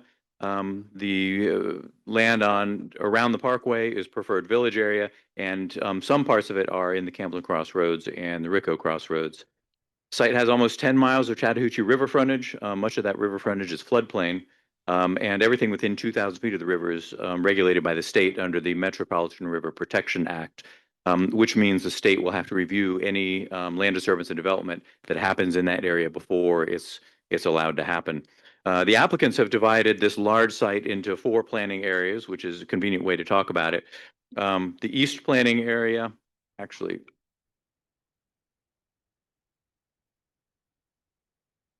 that's not right. Well, maybe I won't use this. Anyway, the east planning area is the about 2,000 acres on the northeast part. That's where the proposed development is planned to begin. That's where the current equestrian facilities are. The central planning area, which is around the S-curve in the river, north of the reservoir. There we go. East planning area, central planning area. That's where we've gotten the most detail from the applicants. And that's where they got sufficient detail for the development of regional impact study, which I'll get to in a minute. And then finally, the west planning area and central planning area The first phases are here in East and Central, accounting for roughly half of the development, homes and other uses. And then later on, these other phases. So the central planning area north of the proposed reservoir, which may or may not ever happen. It's not controlled by the property, not controlled by the city. West planning areas west of Campbellton Red Wine Road, between there and the river, and then central planning area east of Campbellton Red Wine Road, and then mostly north of the Parkway, but the Parkway, again, 700 acres to the south, on the south side of the Parkway. The total, again, 7,848.25 acres. Of that, they would be allowed to develop less than 30%, which would be less than 2,355 acres, and required to protect 5,493 acres as open space and civic space. The application proposes also to apply 536 TDRs, which would come from reserved rights on the reservoir property, and the applicant or the property owner owns another parcel over here. They intend to harvest property rights off of those. They'll have to follow the TDR process and all the TDR math in order to do that. But with those 536 preserved acres, they would be protecting over 6,000 acres, which is by itself 22% of the city's overall preservation goal. As I mentioned, the DRI process they've been through, it really covered only roughly the first half of the development, the east and central planning areas. Before they can move into the west and south planning areas, they'll have to submit another DRI. Another DRI review, do traffic studies, the whole DRI review. Also, the concept plan approval, which is written into the conditions, is written the same way. So the work on the first phases in the east and central area can happen with the current concept plan, but before they move into the west and south areas, they'll have to come back to council for approval of a concept plan. So if they ended up switching around phases, we got this question in the work session ahead of the meeting. If they ended up not going through all their phases in order and they wanted to do something on the south side before they complete what they think they're going to do first, which when you talk about a multi-year, multi-decade project, the order of things may end up changing based on market conditions and a number of factors. They would have to come before council before they would be allowed to move again into that western or central planning area. We had a public hearing in the Planning Commission this last month. Planning Commission voted to recommend approval 6-1 with the recommended conditions. There are 9 pages of conditions in the packet. Today, we have also added a few more conditions that I'd like to go through. They come from one of our council members, Councilmember Lowe, who was in a community meeting and proposed adding an agriculture requirement. And then the Historic Commission recently submitted some condition language. So I ran through those. I read those in the work session. I can read them again or just run through generally what they're about. The agricultural requirement is a minimum of 200 acres dedicated to active non-forestry agriculture, and at least 100 of those acres would be identified as prime agricultural soils. We know that the applicant has done a study where prime agricultural soils were identified. They happen to lie mostly in the Chattahoochee River floodplain area, the area controlled by MERPA, but they have spoken with the state about how that would be regulated under MERPA and have been assured that agriculture is not a problem under the MERPA regulation. Things that came from the Historic Commission, they are looking for review of concept plans. Of course, we have a concept plan in hand already for basically the first half of the development, but a review of future concept plans, so they would get them 45 days ahead of the concept plan going to the Planning Commission, and an opportunity to have some input on the development of the concept plan with the applicant. And there's another closely related. I'll skip down to the fourth one of these new conditions. If an application for preliminary plat is based on a concept plan approved more than 2 years prior, The application shall include a site assessment update. The site assessment is a required part of the concept plan approval. A site assessment update consistent with the requirements in Unified Development Code subsection 46C1 site assessment. That's where we talk concept plans and the site assessments that are required with them. And then finally, the last new recommended condition is that any significant features associated with historic Campbellton, including archaeological sites, shall be protected from demolition or destruction until the Historic Commission or its designee has had 60 days to document them. The Historic Commission will be provided with 60 days to document any other historic or culturally significant features of the property prior to structural alteration, demolition, or destruction. We have a small change in the next paragraph, which actually broadens the scope of it and doesn't limit it to historic Campbellton. So what the sentence says is, upon consultation with the Historic Commission, extant features, and we're taking out from historic Campbellton, so it applies to the entire site. Extant features that will remain on site should be developed in a way to allow for boundary demarcation, signage, and where feasible, access to allow the features to serve as educational amenities for the community. So any historic resources that are on the site and will remain there will be, when possible, enhanced and become amenities for the community. So those are the additional recommended conditions. That's all I've got for now. Great, great. Does the applicant have something that they want to present as well?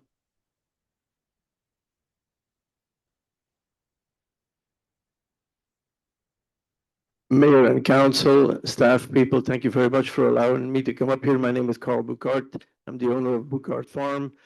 And we really appreciate you taking the time today to listen to our proposal, which we've worked on really, really hard to have as a best in class and best for the community kind of a progression for this city of Chattahoochee Hills, which we all love. I came here 37 years ago, bought the first piece of land, and so I've been very involved in the community for those 37 years, including being very involved with Cochrane Mill Park, including being very involved with the new school. And I plan on staying involved for another 37 years until death do us apart, whichever comes first. Thank you very much. I'm going to hand it over now to my friend Charles, who is going to MC this project presentation. Good evening, Mayor, Council. We want to start a presentation. Mr. Denton. We can get it a little blown up. Be helpful. There we go. You can go on to the next slide. So some of these are a little redundant with what Mike Morton has just shared, so we won't spend much time. This talks about the number of acres, 7,848. It gives you an aerial perspective, though, that I know some folks are visual learners. The northeast corner is the Campbellton Crossroads area that's been mentioned a couple times. And then it goes all the way south down to the South Fulton Parkway with 700 acres on the south side of the South Fulton Parkway, just west of where Cochrane Mill Road intersects with South Fulton Parkway. We can go to the next slide. I think as we're getting there, basically what that says, if you're having trouble reading it, is that the estimated time frame for the project is 20 to 40 years. We've generally said 30 to kind of split the difference. And you might ask why a range like that? And it's because all of these plans are subject to market conditions. And so you don't know exactly when that's going to occur. Let's go back on that slide just a little bit before we get to the DMB one. The other thing that I wanted to point out is that, again, Mike Morton mentioned how many units, a little over 8,300 units. If you multiply that number of units times the average household size in Fulton County of 2.4, that means it'll be about 20,000 residents at build out, which is a little different number than we've heard and read about in the community in terms of expectations with that. So hopefully that'll clear up some of the confusion over it. Let's go on to the next slide. this point, I'm going to hand the podium over to Mary Alexander, senior partner with the DMB organization. Good evening, everyone. Thanks so much for your time and attention to this. It's been a journey that we've been on together. DMB has been in this business for 40 years, and we don't do this casually. We have a commitment. When we make one to a community, we are part of the community. 2 of the 5 principals of DMB are here. Nick Taratzis, who many of you know, has spent a bunch of time here getting the lay of the land, listening to people about what's important to Chattahoochee Hills, not just all of you, but all of the people behind. And I understand change is hard. It's hard on everyone, and we live with a world of change right now. But we are listening. We'll continue to listen. We care about this community. We want to be part of it. We appreciate all the attention your staff has paid to our agreements. It is a firm agreement. It's a contract, and we don't sign contracts lightly. We appreciate that to make the investment up front that we have to make in the infrastructure, which we cover, and our attorney will explain that our development agreement commits us to cover the costs that the city will incur fairly as we embark on this development. So I know you want to hear from everybody in this room, so I'll sit down, but always happy to answer any questions. Thank you, Mary. Could we go to the next slide? So the development scope has been mentioned in terms of over 8,300 residential units, but also what was submitted as a part of the development and regional impact process was an estimate of commercial square footage, which totals about 1.1 million square feet, of which 500,000 of those square feet will be dedicated to civic space. And the remainder will be for what's called non-residential in your code, but basically it's shops and churches and offices and all those types of things that you're accustomed to going and taking care of your needs to support your household. Let's go to the next slide. There's been questions at time of why did we pursue Hamlet mixed-use zoning designation as opposed to something like village designation or zoning for it. And those uses that you see on the screen are all uses that are allowed within your Hamlet mixed-use zoning. And we felt like at least all of the vision that we have today are easily accommodated under the Hamlet mixed use, and we did not need to pursue a more dense village zoning in order to accomplish that vision that DMB has cast. Let's go on to the next slide. An important part of this, and I think a big answer to why would this be something that should be seriously considered, and that is that, as you heard from Mike Morton, between the 70% commitment to open and civic space, along with additional acreage where we're going to transfer development rights, it gets over 6,000 acres into permanent conservation preservation space for this community, which adds up to over 20% of your entire community's goal for open space. And last but not least, a part of the commitment by DMB is they're going to construct a public trail along the entire 10-mile frontage of the Chattahoochee River. And that will be available to everyone, just like Cochrane Mill Park is today. Let's go on to the next slide. I'm going to turn it over to Chad Epple, who's going to talk to you about traffic and utilities. Hi, good evening. My name is Chad Epple. I live at 417 Selburn Way. I'm with Atwell, formerly Southeastern Engineering. I've spent the last 18 months working on and overseeing the DRI, the traffic study. And it is quite a process. It is, to use ARC and Greta's words, it's the largest, most comprehensive traffic study they've ever seen, in 20 years of existence. So we studied nearly 80 intersections. So really went above and beyond on the traffic study. And then again, we broke this up into phases. But what was interesting, having spent 18 months on it, was the importance of uses, picking the right uses, the right interconnectivity, building the internal roads to really promote that capture. We've seen the benefits at Serenbe.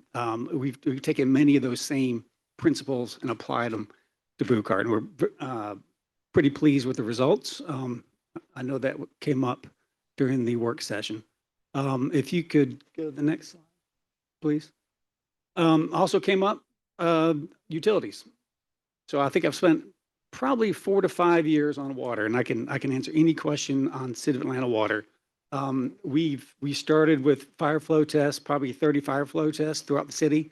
We modeled the entire city, and I think it was said that the city of Atlanta has no intention of bringing the water. That's correct. It is a developer-funded expansion. The city, the developer is going to be bringing, and I can talk for 20 minutes on how we're going to do that because we've developed it by phases that match the DRI.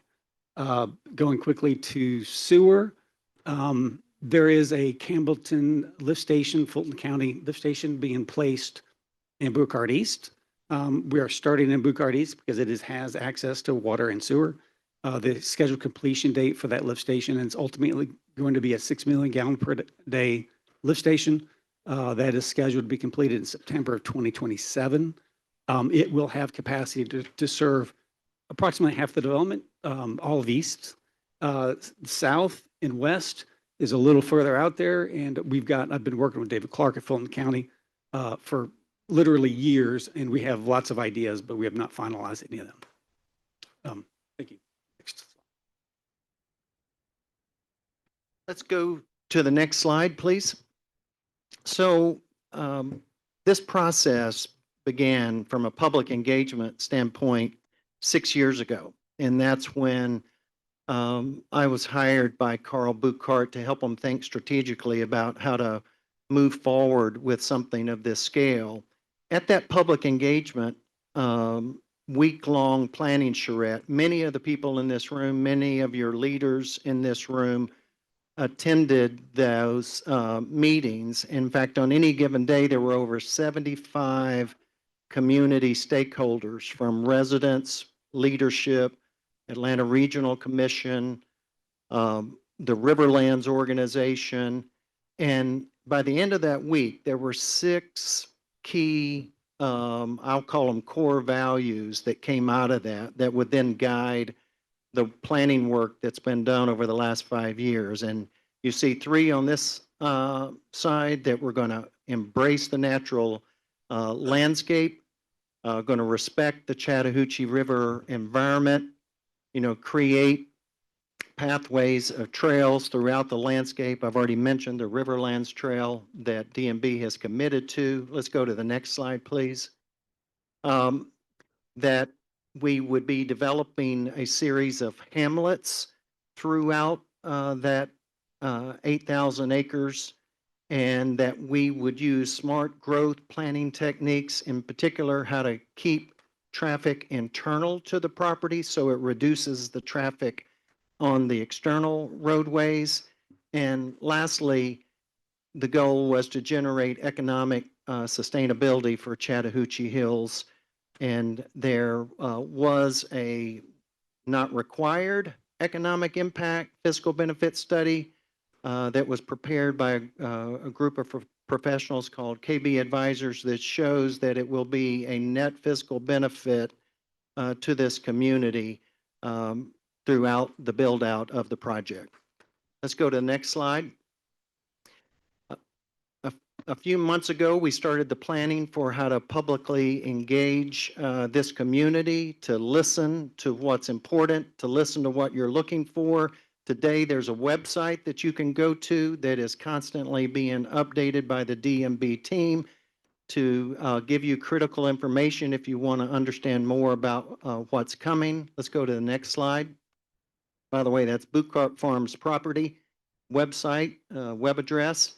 We had 2 open houses at the Bucart Horse Mansion property where we got over 300 comments from your friends and neighbors, as well as elected and appointed officials.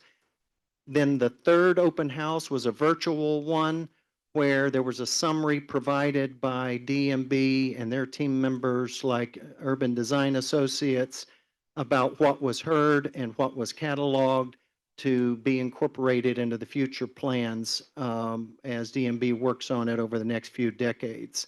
Let's go to the next slide. These are some of the ideas that came from you, the residents.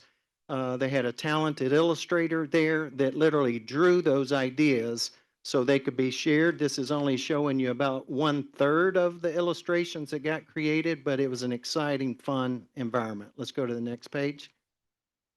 So at this point, I'm going to hand it over to Jessica Hill, who has led us from a legal perspective. I always get to talk about the fun stuff. Good evening, Mayor, members of council. My name is Jessica Hill. My business address is 600 Peachtree Street, and I represent DMB Development. I have 2 slides for you, one to talk about the zoning conditions and one to talk just very briefly about the development agreement. There are 25 zoning conditions in the packet. There have been 3 that have been added. The applicant is amenable to all of the conditions as presented by Mr. Morton. Just highlighting among the conditions for those that have not gone through the very robust packet, there is a requirement that DMB not only dedicate area for the Riverlands Trail, but also construct it. So that is, depending on who you ask, 10-ish miles of riverfront property that'll be publicly dedicated. There's a requirement that there be 2 public river access points on the river. So the public will be able to take their kayaks and access the property. There are requirements for fire and police and EMS services. We understand that this property is going to have certain emergency needs, and the site will include fire, police, and EMS requirements. There's a requirement to provide areas for school use. Again, we understand there will be children here. There will be a need for school expansion, and this requires preservation of that area.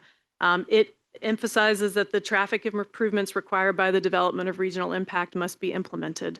And to clarify on the development of regional impact, those requirements are iterative. So to the extent that a project doesn't move forward or a project changes, those requirements have to be revisited and looked at again, a new traffic study done to make sure that the levels of service from a traffic perspective are still being maintained. There is a requirement for a mix of housing type sizes and price points, which we understand is very viable or very important to creating a viable environment. Next slide. And then the development agreement, I realize this is a different agenda item, but just from a general basis standpoint, there are some provisions that are not really zoning conditions, requirements for things that are system improvements. You cannot include those as zoning conditions. So we have a separate development agreement that has various provisions in them, but among the highlights are vesting of the zoning. It confirms that 5,400 acres of open space and civic space will be preserved, including areas for schools, police, fire, EMS. The developer is going to build and maintain all the roads in the project, so that will not be a city expense. The city is not responsible for any utility service extensions or any school services. It affirms that the city is not going to be required to provide any of that. Inclusion of designated trails and bike paths that are going to be open to the public. Again, it also notes the Riverland Trail will be developed as a public amenity, and that the developer and Buckhart Farm will coordinate planning efforts for the historic Campbellton Crossroads development. They've been asked at previous meetings to take a leadership role in that effort and are amenable to that. I'm going to conclude our presentation with some visioning imagery. If we can go to the next slide.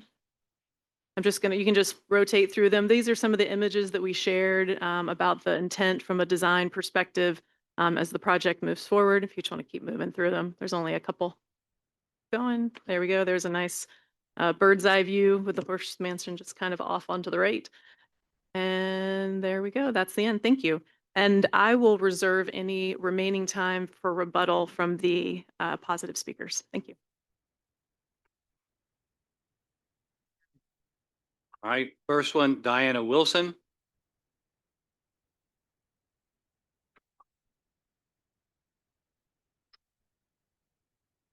Good evening, Mayor and Council. I am Diana Wilson, 8130 Cochrane Mill Road. We all want what's best for our community. One thing that we can agree on is that being in nature is good for us, mentally and physically. That's why parks are so important. When Chattahoochee Hills became a city in 2007, it did not own any parks. A number of us went door to door asking for donations to buy our parks. The response was overwhelming. 373 families donated to buy our parks. As a result, Chattahoochee Hills was able to purchase over 1,000 acres of parkland. Thank goodness. One donor gave all of the money necessary to buy Cochrane Mill Park. Think of that. One person gave all of the money to purchase 800 acres of land. That person was Carl Buchart. Thank goodness. As members of the City Council, it is your responsibility and your privilege to determine what's best for this community. By approving this rezoning, you will be providing a park on the Chattahoochee River 10 miles long. It will have trails for enjoying nature. It will have river access for fishing, kayaking, canoeing. It will have places for family gatherings and picnics.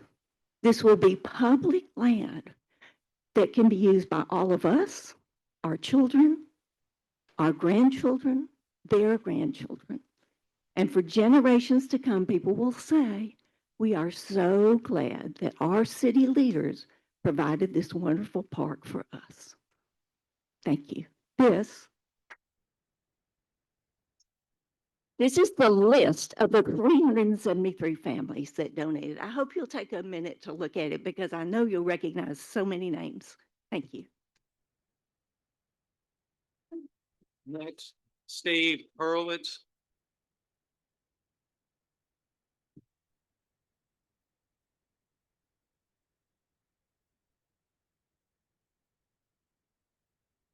Steve Hurwitz, 10625 Serenby Lane, Chattahoochee Hills. I'm here tonight to discuss the zoning. I think I'm here tonight to talk about zoning and why I believe the Planning Commission last month was spot on with its decision. But first, upstate New York is where I grew up. There was farmland, woods, rolling hills. In 2006, I saw Chattahoochee Hills. I spontaneously said to my wife, Elaine, finally, I'm home. I must tell you tonight, I'm a little embarrassed to say that. On a personal basis, I don't think the citizens here tonight who are passionate and have no reason to shy away from an argument, myself included, we don't need our city commission to foment this kind of situation. This is Chattahoochee Hills. Look at the sign that you created. Take care of us. Don't bully us. Don't abuse us, because some of you are going to continue to run for office, and I would hate to think that that's the kind of parents you will become. Enough on that. I get rural. I support the Chat Hills Comprehensive 70-30 plan and vision 100%. Council members, this requests that without further delay, you approve the zoning for the Buchart Farm community. Because since the initiation of Serenby, you now have before you an exceptional opportunity to sanction the intentional growth envisioned in our city charter some 20 years ago. Will it take work? Will it take agreement? Will it take compromise that's already occurred? Absolutely. But the promise of what this can become for our community in all aspects is beyond, right now it's even beyond my imagination. You know, if man was meant to fly, God would have given him wings. You know, the head of the patent office in the 1800s said, no need for the patent office anymore. Everything that needs to be invented has been invented. Is that what keeping rural is? I hope not. For the past 15 years, I've worked with developers and landowners across this country. I've not yet come across a more forthright, transparent, and well thought out project as this. And let me tell you about land conservancy. I work a lot in the Midwest. where there were cornfields that looked like corn mazes where the streets were, no land plan, data centers, millions upon millions of warehouses. Not here. We don't want it. Go to Palmetto. We talk about this over and over again. I attended the gatherings at the farm, along with 186 other people. Every aspect of the community was displayed openly and Mr. Horowitz, discussed. it's been 3 minutes now. We have a number of people. I'm sorry. All I want to say in the end is that last month I attended the planning committee. To a person, they overwhelmingly and unanimously approved the zoning. Do you not trust your zoning committee? Why are we here? Mr. Horowitz, it's Mountain Fest. Next, Laurie Searle. Thank you. I'm Lori Searle. Live at 12600 Whiteside Road, and I'm here today to talk about my experience only as a resident in Chattahoochee Hills. So I've lived here since 1997, been through a couple of attempts to annex into Palmetto, been on the organizing committee, and I remember that first visioning session with the organizing committee where we were guided through what is it we want for this future city. We wanted to be able to control our destiny, and this is what it would look like. Then we incorporated and we served on the planning commission, and that was an incredible experience. So for people that haven't had that experience, you may quite not understand the amount of effort that went into it. And to quote a good neighbor's word, it was very neighborly. Many times over the years as a resident, I've seen the plans for this Buchart farm. Even as a resident, I was interested in the local cemeteries here. I contacted Carl Buchart and said, you don't know me, can I come and look at the cemeteries on your land? And he, sure, let me get your guy over here and we'll take you around and show you the cemeteries. Very neighborly. Some of those plans early on, they were a little scary to have the whole one big village right in my Rico community where I live. And I really didn't understand the walkability thing until I started to see Serenbe grow. But then in 2019, I was one of the citizens that got invited to that charrette that was a week long. And the purpose of that, Carl said, was to show me the best use of my land. A couple of years later, when we had COVID and everything was shut down, Buchart Farm was the only place to have a road race. And I wasn't doing much running then, but we went and we signed up and we walked. And as I walked that property, the back 40 or maybe the back 8,000 in your case, I thought, this is the vision we saw early on when we were standing with 5 people looking at the vision of our city. And going through the recent community meetings you've had, I've seen that vision even clearer now.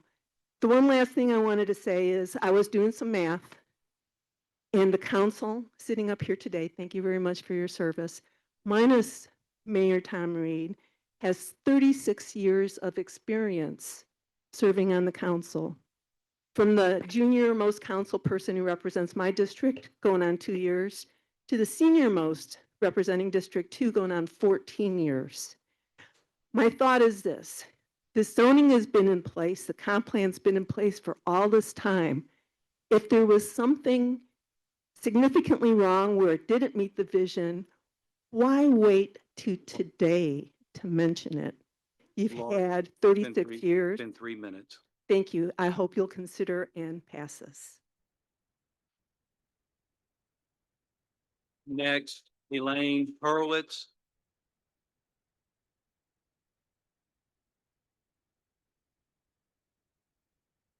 You want to pass? Okay.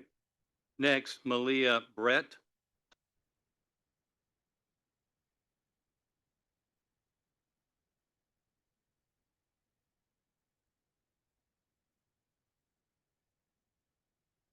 Mayor and Council, my name is Malia Brett. I live at 6301 Kimballton Red Wine Road. I'm a 6th-generation resident, but that makes me no more important than someone who moved here last week. My great-grandfather started Smith's Grocery sometime around 1914. The South Fulton Parkway is named for my grandfather, Bill Malier. My paternal grandparents moved here 75 years-ish ago at the corner of Rivertown and Cochrane Mill and owned and operated the true Cackle Corner Farm, selling eggs commercially. My daddy Bill championed South Fulton County and was passionate for it to grow in the best of ways. He served on advisory boards and knew Fulton County commissioners' names and numbers by heart. He taught me so much. I am often asked what he would think about life here today. Honestly, he would be cheering our zoning and be so proud and have all of your numbers on speed dial as well. Much of the Bucart property spoken about tonight encircles my home because a lot of it was once the land of my ancestors. My great uncle John Smith and his cousin Bob Smith, as executors of their great grandparents' estate, sold a large landmass sometime in the 90s to some guy from Belgium. Everything I've ever known about Carl Bucart, the guy from Belgium, is that he loves this area too. I have looked at the plans for this project. I participated in the comp plan meetings that developers are required to follow, and I see suggestions made then, all those years ago, that are now zoning policies. I'm not thrilled with change. I'm not thrilled that I have some gray hairs and that I recently received mail from the AARP. Change is inevitable. I can't see into the future, but I can trust what my great-grandparents started here before the Civil War. I can be a part of shaping it, and I can ask Mr. Bucart to keep to the vision of a plan that works for the old and the new. A plan where prosperity and preservation both thrive. It is a plan that I really won't see much of unless I intentionally visit the property. A plan that might bring some really great neighbors to our community. All of us endeared to these rural communities should nurture this vision created by citizens over the past 20 years. If we don't, our children will see something much different, yet what looks very similar today in our neighboring cities. I like 70-30. I like buffers. I like the 20-acre rule. I don't feel cheated. Life is too short to hate anyone because they have something different than you. I have been forced to look at this through the eyes of my daughter instead of my own. Development and change don't scare her. It provides a hope that someday she may live and raise her own family here. There is a place at the table for all of us. That is why I respectfully ask to go ahead and approve the application tonight. Thank you.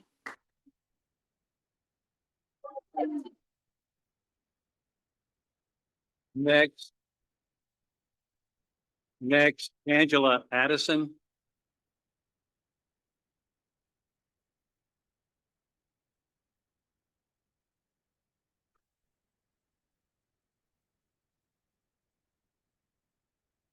Okay.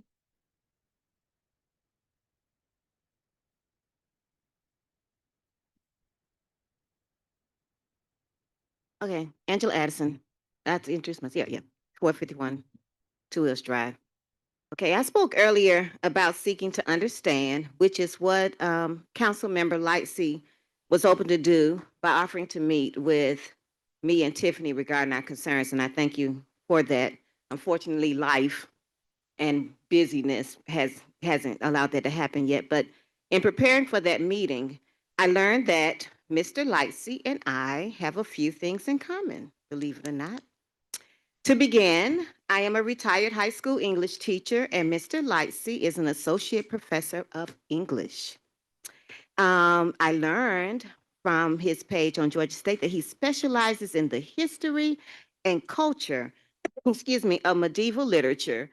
And one of my favorite authors from that period is Geoffrey Chaucer.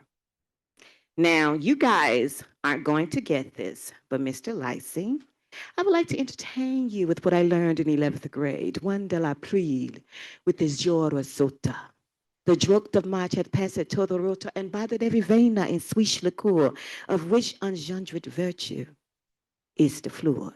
Now that's the prologue. It means nothing to you guys. And if I had not gone back to look up what it meant to me, then I probably wouldn't be able to tell you. But Chaucer had a group of tales, Canterbury Tales, talking about this pilgrimage that these individuals were taking. And it was important for them to take this pilgrimage in the spring because months prior, there had been a drought. And talked about how there was no rain in March. And so because of April showers, it was able to drench or fertilize or nurture that dry ground. We're in a springtime Chattahoochee Hills, and there is a storm brewing, and it's going to moisturize the dry ground that has been what Chattahoochee Hills and some people in Chattahoochee Hills wants to remain. We are not going to see progress and real sustainability in this city if we do not invite the rain, if we do not decide to take the journey, if we don't decide to move forward. So I want to invite you guys to look at what the future holds, not the past. Look at what the future holds. And in looking at what the future holds, come and go with me. Come and go with Carl Buchart.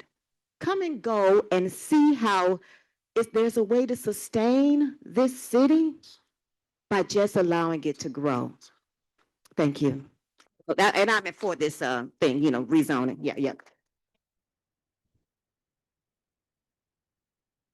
Next, Bianca Rector.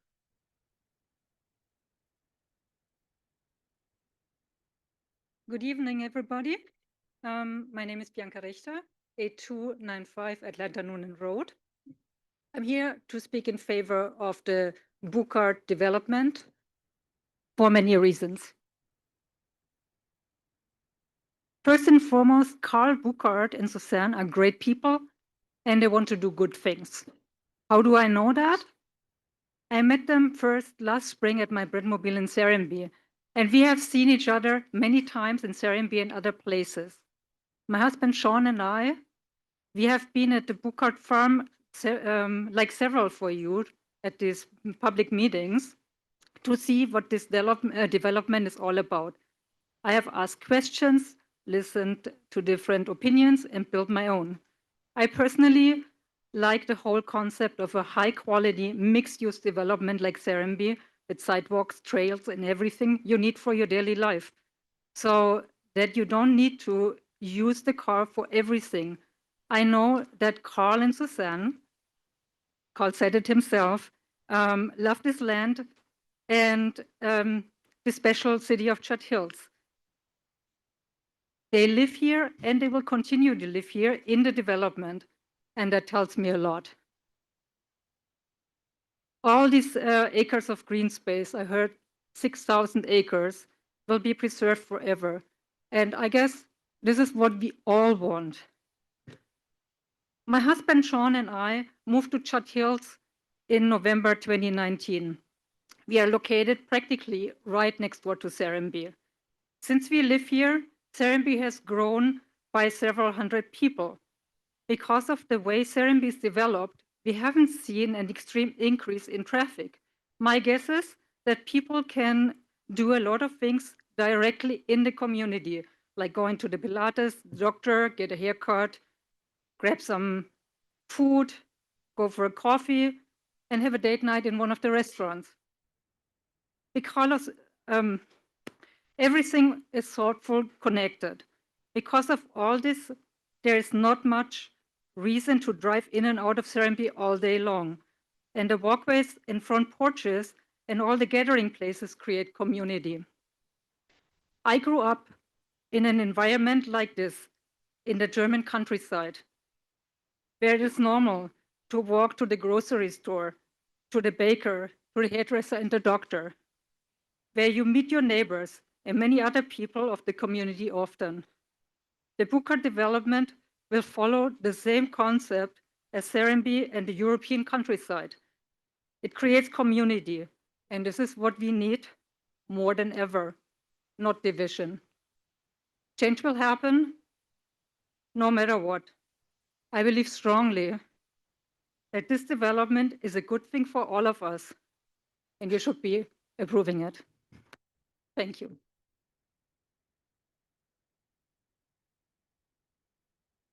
Next, Shane and Julie Lord. Okay.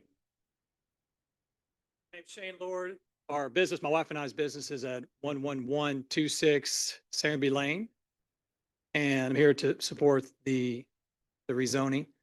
I think we have a great opportunity to do something really special, to be able to develop almost 8,000 acres in one unified plan. And I think that's really, really extraordinary. But I do want to tip my hat to those who oppose the zoning. I grew up in Douglas County, across the river here. I remember being a teenager and visiting Cocker Mill Park and just being in awe of Chattahoochee Hills. It wasn't Chattahoochee Hills at the time. And so I can understand the nostalgia of why we want to keep this place special, because it is special. It really is special.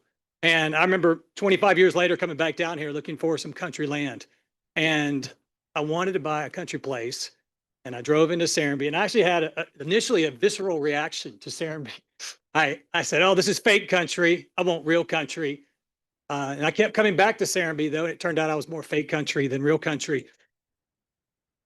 But I say that because I admire and love people who are real country and who can do real country. And I love the Keep Chattahoochee Hills rural signs, because that's really what we want to do. However, I don't think the option here is approve this or do nothing. I don't think the option here is approve this or keep it rural. This is going to keep it rural. We're going to be able to keep 6,000 acres in public, and it's going to be green space that I can't get to now. Most of us can't get to. It's Carl's private property.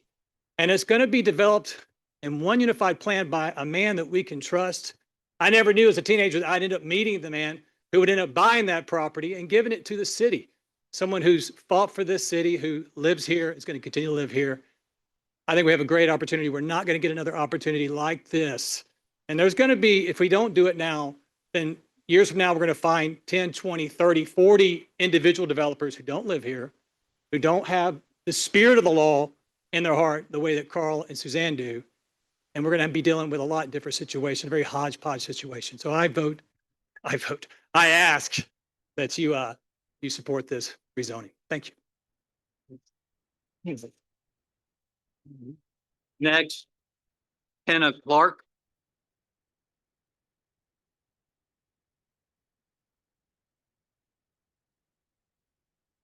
Hi, I'm Tina Clark. I live at 10515 Serenby Lane.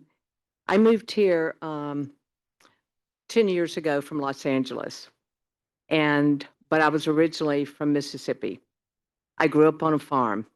I wanted to come back to rural. I'd been there for a long time. I wanted to bring my kids back here. And we were planning on buying a house. We didn't know where. And when we were introduced to Serenby, I was like, oh my gosh, this is the best of both worlds, because I can be in the country, but I can have access, and my kids can have access to be able to go out and ride on their bike in an area that's safe and not have to be behind a gate.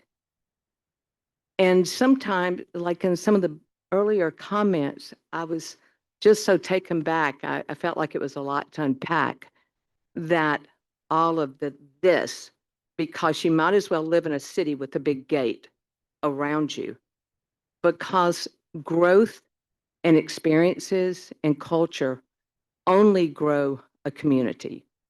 And I think one thing that Shane said was so important, is that if, you have to open up your minds, but first of all, it has to be about, I think, the intent of the developer and who that developer is. And if it's just about what you think is going to happen over here, it can be so wrong. I am developing a property and a project in Coweta County. We've had so much amazing support. This community is celebrating it. It could not be a better experience. I'd never been to one of these tonight, and it was interesting. And I don't know that I'd want to revisit, but knowing Carl and Suzanne, and also Charles. I met them because of what they were doing with their project. And being in Chat Hills, I am so grateful and I am so honored that they would be the stewards of land, that they are the stewards of land that they are, and care about this community. And not just all of a sudden because this is being rezoned, but because of what he's done with Cochrane Mills. It's what he's done from day one. This man and woman, no different than myself, we could be going anywhere. We don't have to do this. We're not spring chickens. It's because we love the land. We love what Chat Hills is. We love what Serenbe is. We love what Coweta County, I love what Coweta County is. It is a special place. And between what Serenbe has done, what the Bucarts are doing, and all of us in this area, it is going only to enhance, as Malia said, our children, our grandchildren, and our future here. And Been 2 so minutes. be grateful for what we have and be grateful for this family. I'm in favor 100%.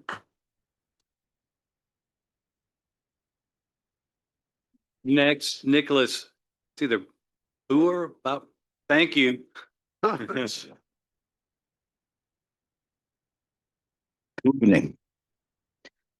I've lived in Chattahoochee Hills for about Can you 2 give your months. address, please? Yeah, my name's Nicholas. I live at 10861 Serenbe Lane. I'm really appreciating being here today. This is my first time coming to one of these meetings. I have known several of these people, including Mr. Charles Adams, for a number of years. I met them approximately 6 years ago when I decided to bring my family back to Georgia from California. And so Charles has been, Carl's been a customer of mine in the restaurants for 20 years. And what I wanted to, well, that's a good thing and sometimes a difficult thing as well. But so one thing I wanted to say is I'm here just as the chef telling you that Mr. Buchart is unrelenting as far as quality goes. I know this 70-30 rule is the reason that the reason that things are still really beautiful here. I have a 13-year-old daughter. I just relocated here and very, very pleased to be here. But one thing, change is inevitable. It's never easy, especially when you've lived somewhere for a long time. I've been at the farmhouse a total of 10 years. It's an honor to be in that building that was held by generations of people in this community. But change is necessary. And if change is going to happen, you want it to be with somebody who actually has a very good vision of what quality is. And Mr. Buchart is unrelenting when it comes to quality. He has a vision. I made some notes, but I'm too nervous to pull them out. I think, the Bucharts, they love this. They love this this community. And Buchart Farm is a beautiful place. It'll be actually better for all of us because we'll be able to go visit as regular citizens and not have to climb the fence. So I'm 100% for the zoning approval for this project. I'm looking forward to eating over there someday when the restaurants are built. Thank you. Next, Patricia Lesko.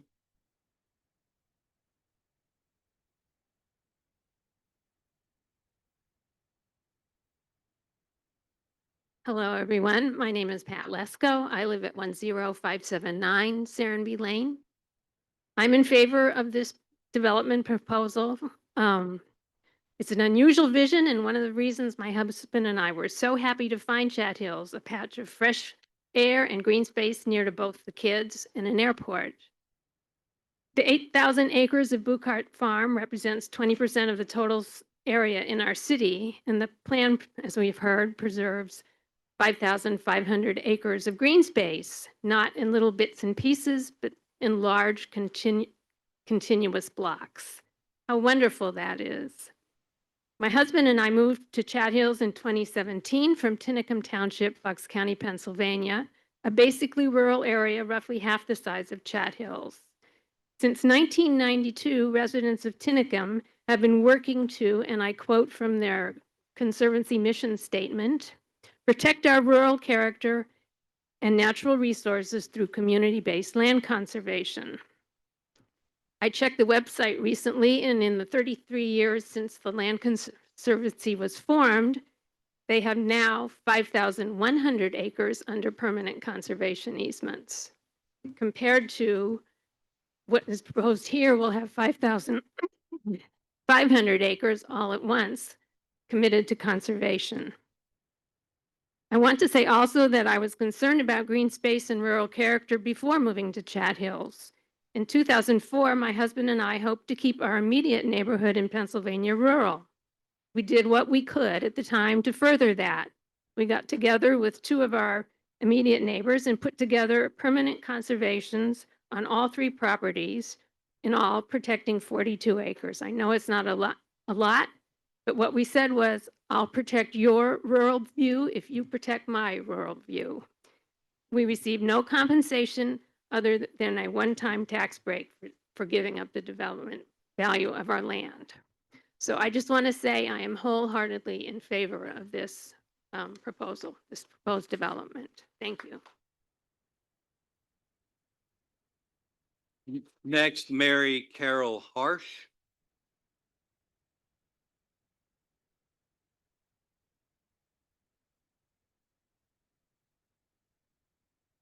Mary Carol Harsh, 9229 Selborne Lane. Gonna be hard.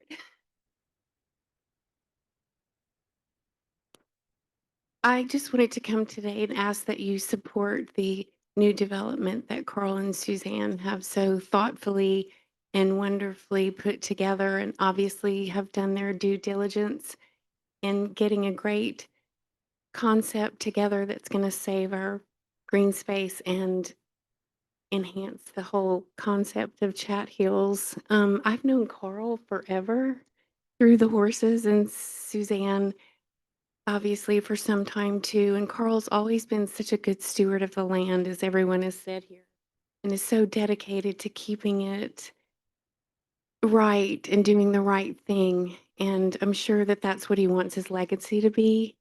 I've never known him to do anything that was only halfway. It's always been top notch and with great quality. I think it'll be a good project for the city of Chattahoochee Hills, so I ask that you support it. Thank you. Next, Glenn Slater.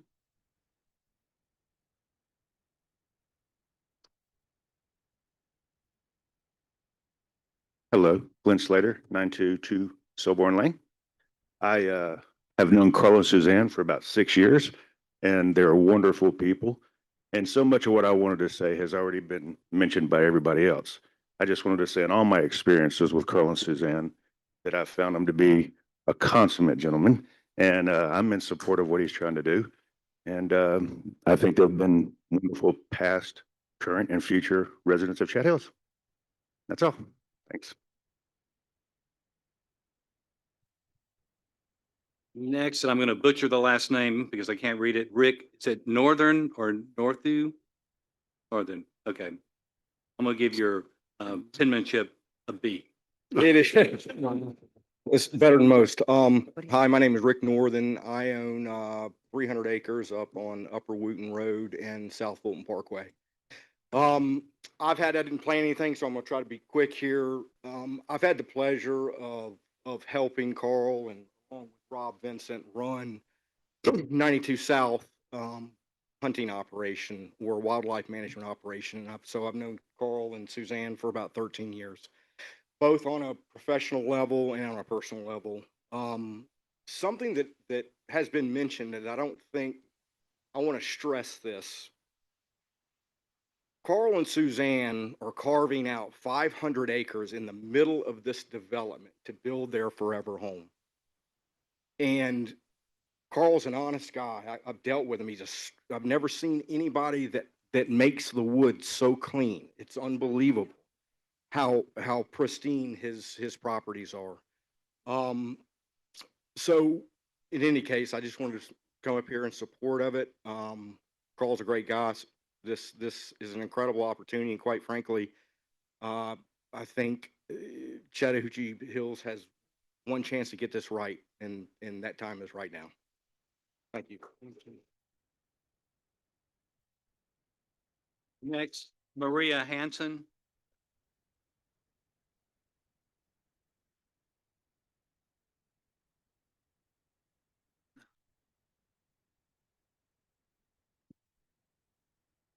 Hello, my name is Maria Hanson, 8135 Atlanta Noonan Road. I'm speaking today in support of the Buchart Farm property. Mr. Buchart has been a fixture in our community for decades, helping shape our city, investing in our parks, and serving as a thoughtful steward of the thousands of acres he acquired from our own legacy families. His commitment to this land has brought global recognition to our area by hosting world-class equestrian events, serving as a backdrop for major film productions and welcoming visitors through concerts and events like Tough Mudder. Many residents, myself included, hope that the equestrian facilities remain a key part of the Hamlet vision, preserving both the spirit and history of this unique property. The Bucharts have engaged top-tier designers, engineers, and consultants to ensure their plans reflect both the character of our rural surroundings and the requirements of our zoning ordinances. This development represents a thoughtful and sustainable approach to inevitable growth, balancing community, conservation, and connection. Over 5,000 acres will be permanently preserved, paired with new public amenities along the riverfront that will benefit residents for generations to come. In a time when so much land is lost to thoughtful sprawl, Buchart Farm offers us a path we planned for, one that honors the land, respects our past, and carefully plans for a shared future. I urge you to support this vision. Thank you. Next, Deborah Kalish.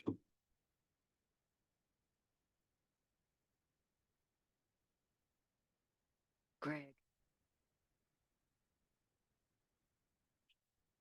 Deborah Kalish, 11583 Serenby Lane. I am absolutely in favor of this project. I was before I came today from listening or reading about it on the website and studying what's on the site there. But after listening to the presentations and the sentiments of everybody that has spoken, I'm even more excited about it. I moved to Chattahoochee Hills in Serenby a little over a year ago. I have been, decades ago, I was a cyclist and came to the Silk Sheets, and it was and is still a very popular place because of the beauty. And then back in the beginning of Serenby, I did some of the trail races, and I always loved it. But now that I live here, I cannot believe the amount of beauty and the nature. Walking out my door, I feel like one of the luckiest people in the world to be able to have this. And I think that the project is so well thought out. The original zoning, the land use plan, there was nothing impulsive about it. And I don't think there's anything whatsoever impulsive about this project in the plan. I'm also fairly familiar with the law firm that's been working on it. I've done some work with them over the years, and the engineer, and they're incredible experts, and this is so well thought out. I think it's a fabulous thing to be able to, like everyone said, to have the change is going to happen, but to have this in place so that this land that we are all stewards of is maintained. And I think Chattahoochee Hills is a gem, and I know that people come here from all over the United States and all over the world to study what we have at Serenby, and this is going to be the same.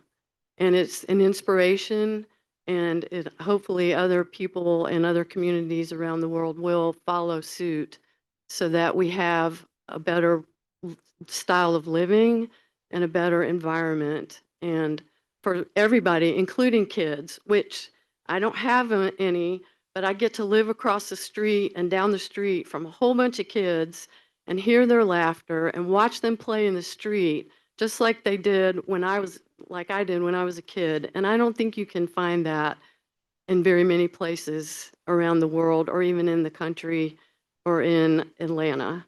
And I did grow up in Atlanta. I've seen the development. I've seen everything torn down and the trees and everything else. And this is really, really important to me now as a resident of this community. So thank you. Next, Brett Davidson.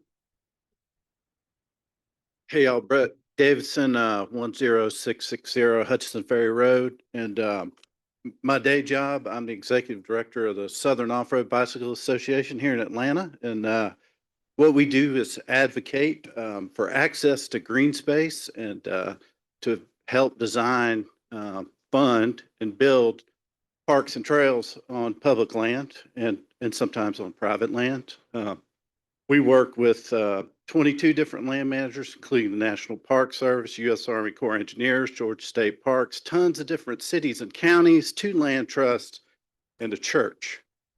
And we work in 32 different parks and built 220 miles of trails that are open for people to use on public land. And we were lucky enough to be invited to the design charrette in 2019, the initial design charrette for Buchart Farms as a stakeholder, and to kind of present the benefits of green space and open land and trails. And I was happy to see when I went to the public meeting afterwards that those plans were adopted. I've also served on the Riverlands Design Committee for over 4 years. And so basically working with the TPL to kind of vision the Chattahoochee River as a public space from Beaufort Dam to Chattahoochee Bend State Park. And the fact that in this zoning condition, 10 miles of the trail is going to be built is just, I cannot express to the city enough what an incredible value that is for us,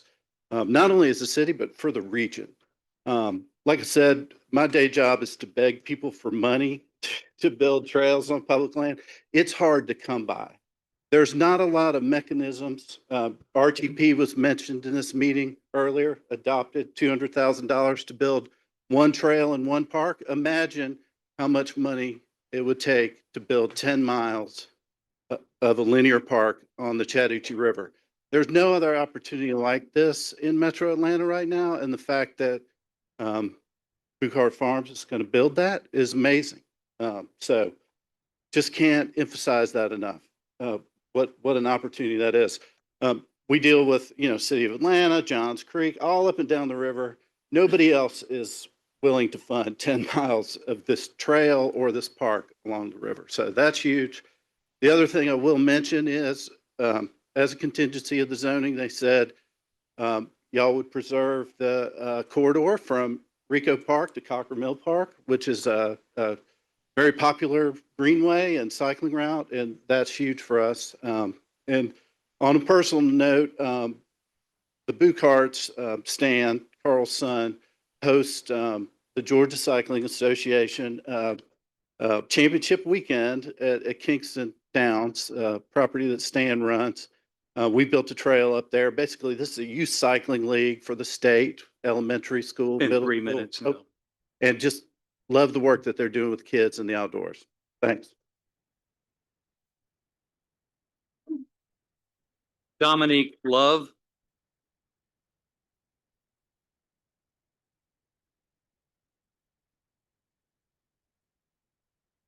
Hello, Dominique Love, 580 Tab Way.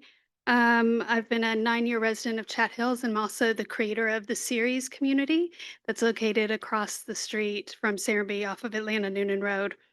I'm taking a little different approach here tonight because we do know how great the Bucharts are and what they're doing, but I really want to bring to the table and create some dialogue around a bigger picture. As we know, Chat Hills stands alone in the United States in requiring every development to preserve 70% of its land as permanent green space, which is remarkable. But what's even more remarkable is that we've been able to actually maintain our zoning without interference from Fulton County or the state of Georgia, despite being located in proximity to the world's busiest airport, and off the South Fulton Corridor, which developers nationwide recognize as one of the largest land development opportunities in the United States. I'm only recently in the development world and visiting different development experts across the country as I work on my own project. It's been interesting hearing them talk about our area with great interest. So, what I think is that we're fighting the wrong fight here. You know, we're so into fighting each other nonstop over the zoning, when really that seems to be a distraction from what could happen to our city if we don't unite and fight something bigger. My concern is that if Chat Hills denies a development that fully complies with our own zoning, we risk opening the door to intervention by Fulton County or even the state of Georgia. So Bucart Farm is not just another project. It's the largest single site master plan development in Fulton County and one of the largest in Georgia by acre and unit count. It has been designated a Development of Regional Impact, DRI, by the state, which means it has regional significance. And it's located in an area that is being watched closely by developers, economic planners, and government officials. If we apply our zoning inconsistently, if we allow subjective opinions to override objective compliance, we create an opportunity for outside authorities to step in and challenge not just this project, but the very existence of our zoning protections. And let's make no mistake, the state and county will intervene when they see local governments obstructing economic opportunities. You can look at Cop City in DeKalb, Hog Hummock in McIntosh County, the Rivian plant, the list goes on. And in some of those cases, citizens came to the table and filed lawsuits only to be shut down. There's still a couple of cases being heard by the Georgia Supreme Court. So, do we really want Chat Hills added to this list? It's been 3 minutes. Okay. I'll leave it with that. That's fine.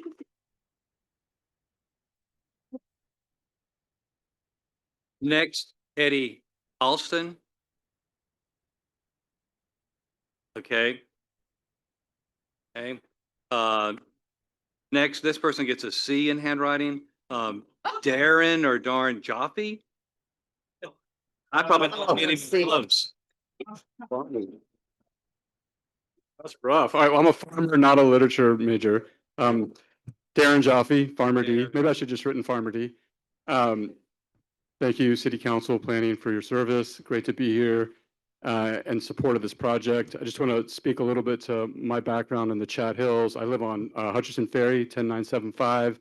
I have deep roots in this community. I came here as a farmer and a designer, a planner, referred to by the landscape architecture dean at UGA when Serenbe was first starting. I got hired to build the farm at Serenbe, and I served as the ag chair in the Chat Hills Ag Alliance before we were a city. After leaving Serenbe, after several years of establishing the farm, I had opportunities to help design and build farms all over the country and around the world. Authored a book and co-authored the book on agrihoods with the Urban Land Institute in 2018. I had an interesting introduction to DMB. I was speaking at a ULI conference in Charlotte about 15 years ago on agriculture. The New Gulf was the name of my talk. And right before I got up to speak, Brent Harrington of DMB was speaking on their Kukiura project. At the end of his talk, he highlighted the farm, and he said, "I will never do another project again without a farm. It was the best thing we did in this project, but make sure you hire a farmer to design your farm." And then I got up to speak. I got like 6 clients out of that. And years later, I actually got hired by DMV on a very large project in California called Rancho Mission Viejo. I introduced the company to the idea of integrating farms.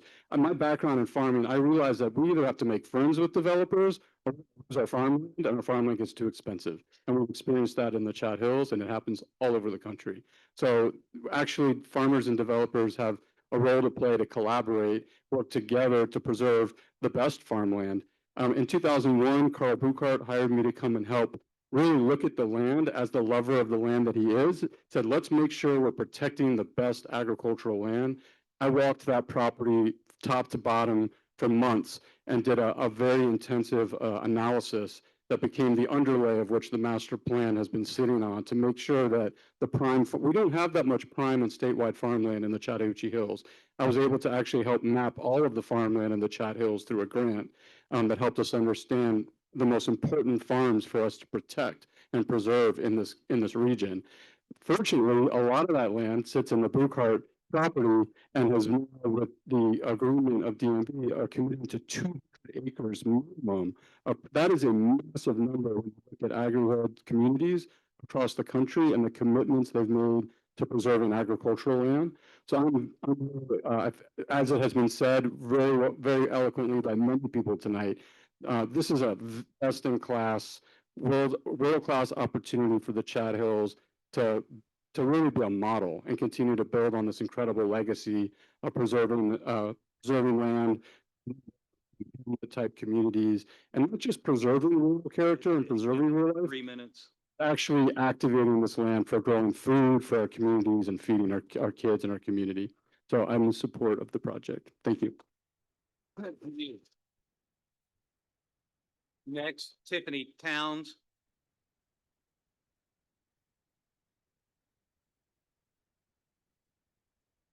Tiffany Towns, 346 Lowbrook Court. Recently, I opposed a gas station liquor store rezoning request near my estates at Cedar Grove subdivision for primarily 4 reasons. I am very pleased that this rezoning request and proposal for developing the east planning area of the total of 7,848 acres of Buchart Farm addresses all of the concerns I previously expressed. Number 1, this rezoning reflects the 2021 Campbellton Crossroads Master Plan. The master plan contemplates a Buchart Farm hamlet, which is now coming to life with this rezoning application. Northern Chattahoochee Hills does not have the same feel of the Serenbe developed that anchors the southern part of the city with retail and commercial space.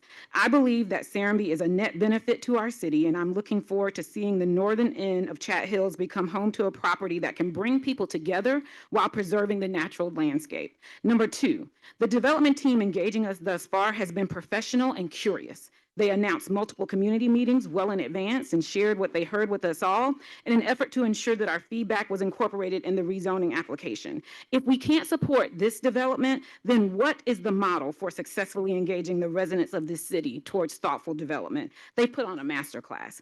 Number 3, the future development plans for the Buchart Farm property will help with the sustainability of the city and enhance the quality of life for all residents. We need more commercial real estate and other impact fee revenue to ensure that we can pave roads, preserve historic sites, maintain parks and trails, and create public use facilities that meet a minimum standard, like air conditioning in City Hall, reliable public Wi-Fi access, adequate parking, ADA access, etc. None of those options are available without additional revenue. Number 4, this zoning locks in nearly 5,500, actually it's over 6,000 acres with the TDRs of protected green space. Though this property will be developed over the next 20 to 40 years, we can be assured that the 70% conservation rule stands. I want that certainty as development activity picks up in the southwest corner of Fulton County. The founding of Chattahoochee Hills and the unique zoning requirements in the UDC always contemplated villages and hamlets, even as the comprehensive plan suggested keeping the rural character of the city. Folks seem to think that villages and hamlets are not in keeping with this vision, which is confusing. It's confusing because they were approved zoning categories from the start. Villages and hamlets with 70% protected green space is keeping it rural. Folks have conflated the rural zoning designation with the broader notion of maintaining the rural character of Chat Hills, which included zoning for villages and hamlets from the beginning. As such, I enthusiastically support this rezoning request. Thank you. Next, Gavin Ireland. Gavin Ireland. Okay, Steve Nygren. Steve Nygren, 9070 Selborne Lane. It was 34 years ago that we bought the first property on Hutchison Ferry Road as an escape from the city, and soon decided to move here full-time to raise our family. Garney was 7 years old, her sisters 3 and 5. We became part of the community. And then 25 years ago, we experienced real threat when the forest on the edge of Palmetto was leveled for housing. A developer had a contract on the 100 acres down the road from us. We ended up being able to save that as Hutchison Ferry Park. That 200 and some acres on Wilkerson Mill, that's now a stalled development. And there was negotiations for 102 acre plots all over. And Fulton County was going to let anything happen, just like anywhere else in the 17 counties of Metro Atlanta. We came together as a community to think about what we wanted. There were some who wanted no development and thought that could happen. And others were willing to pave it over and let's capitalize on it. But we came together, got grants, and with the landowners matching those grants, we raised over $600,000 to hire professionals to bring people in. We looked at the best models in the United States, and we flew the leadership from Boulder County, Colorado, and Montgomery County, Maryland, to Atlanta. And we met with leaders, local and state, to talk about what other governments have done as a model. We ended up as a community coming together and passing the zoning 24 years ago that then became the groundwork for what we're talking about today. And through the comp plan reviews, that zoning has held and has kept the rural character of this entire 60 square miles, while at the same time having a tax revenue that we have the professional staff in fire and police and public works to keep this city and bring assets to the city. It's real easy to criticize and say, I don't like it, but I don't see anyone bringing a model that's better as an example. It's real easy to say, I don't want it. It would be great fantasy to imagine unicorns in our pastures. But unless you can find a breeder for that animal, you better realize it is the fantasy that it is. And the idea that no development is possible without finding someplace else in the United States that done it, I think you have to realize that is fantasy as well. I looked it up, and Chattahoochee Hill Country is recognized as one of the best 5 examples in the United States, and noted that through zoning without any public or foundation money, this zoning saves more land than any other model in the United States. I think it's time to appreciate what we have rather than criticize it.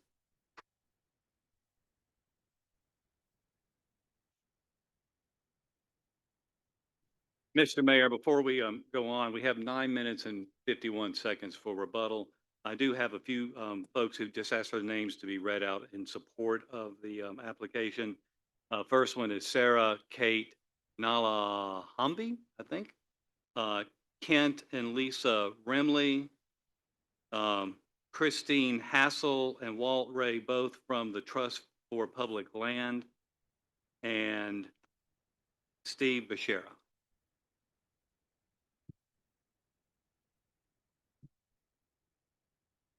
All right. Those in opposed, Deanna Crawford.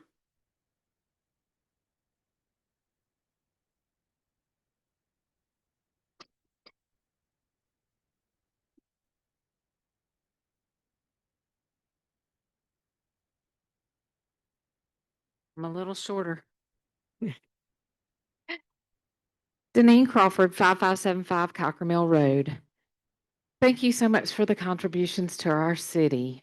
We really appreciate that. The park is beautiful. But I would like to speak and to address the truth about the tax revenue for this development. Under the guise of preservation, Chattahoochee Hills is being seduced by a developer to surrender its taxpayers' civil liberties and their rights of self-determination with a promise of $153 million of annual tax revenue, much of what will leave this city and go to fund Fulton County and the Fulton County schools. Using the KB Associates Economic Impact Report, the projected tax windfall over the next 25 years will approach $3.5 billion, with more than $1 billion of this being touted as a surplus. KBA promises $10.3 million surplus per year for Chattahoochee Hills, $27.5 million surplus per year for Fulton County Schools, and an estimated $10.6 million annual surplus for Fulton County sales tax is projected to be $5.3 million annually. While the city will keep its annual surplus, our taxpayers will send more than $38 million annually outside the city, almost $1 billion in our future. Keep in mind that every dime of this money comes from your pockets. As we have said before, development drives taxes. In this instance, an outside consultant has projected these taxes to be $153 million per year and almost $3.5 billion over time. In essence, Chattahoochee Hills is being groomed to be a tax farm for the county, using preservation and commercial amenities to lure our city council to serve as a willing accomplice for one of the greatest tax heists in Georgia history. Thank you. Next, Mitchell Wolf.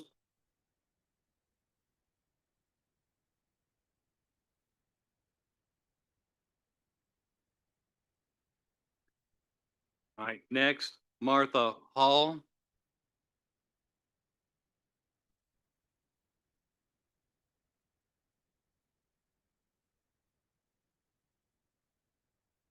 Hi, I'm Martha Hall, 7650 Rico Road.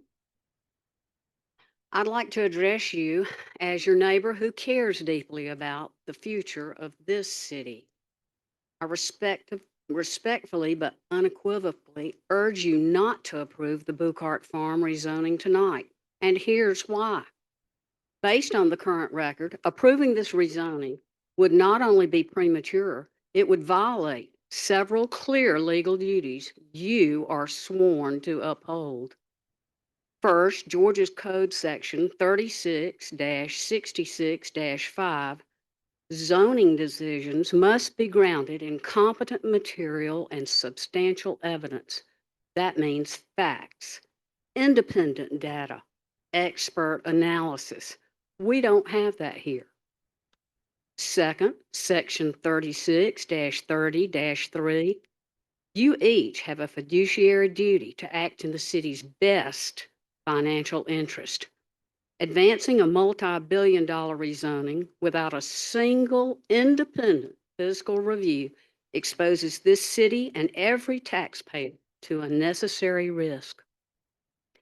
Third, under Georgia's Constitution, rezonings must be uniform, consistent with the comprehensive plan, and serve the general welfare. This proposal violates all three. Georgia courts, including Gould, have thrown out rezonings that are arbitrary, unsupported by fact, or fail to apply adopted zoning standards. Even our Planning Commission chair admitted this proposal meets only a majority of the city's 12 standards. That's not enough, not under the law. This application also conflicts with your adopted land use plan.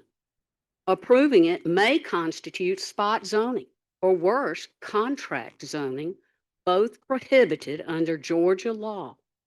And when public officials rely on biased or misleading materials to justify those decisions, they risk personal liability for misfeasance. Worse still, your refusal to allow even a non-binding advisory referendum, despite no statute or legal opinion or authority prohibiting it, raises serious due process concerns under both the Georgia and U.S. constitutions. Public input isn't just polite, it's a constitutional obligation. And let's be candid, the only financial report provided is developer funded. disclaims its own reliability, omits major costs, and lacks independent review. That's not evidence, that's marketing. It's been 3 We've minutes. seen, thank you. Next, Leslie Swigert.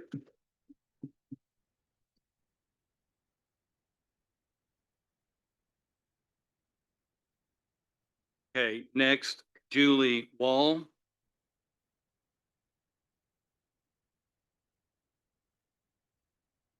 Here. All right, Debbie Kelso.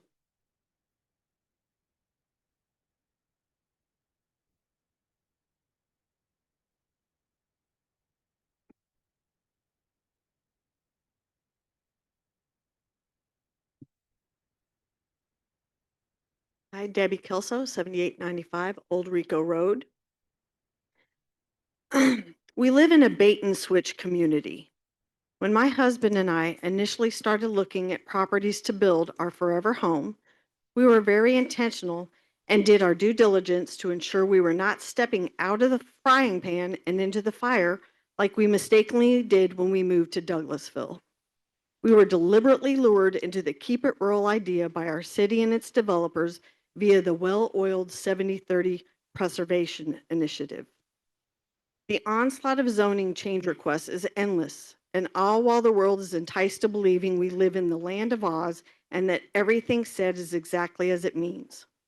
We are told that our citizens truly have a voice in the vision, that the vision is to keep it rural and the development will be in just a few parts of the city. Sadly but true, the reality is that we find that this community is and always has been controlled by developers. Notwithstanding the city's original vision, the plan all along was to develop anywhere and everywhere. It's been 20 years in the making, hence the last comp plan indicating in very small print that anywhere in the city is eligible to be a hamlet. And while everyone was perfectly happy with the city being initially zoned as rural, our recent applicant says the rural zoning is incongruent with the development of the comp plan. Recently, I overheard a former council person say, well, if it's not this, then what else could we have? Well, keeping your word and delivering on your promises would be a refreshing start. Anything less is bait and switch.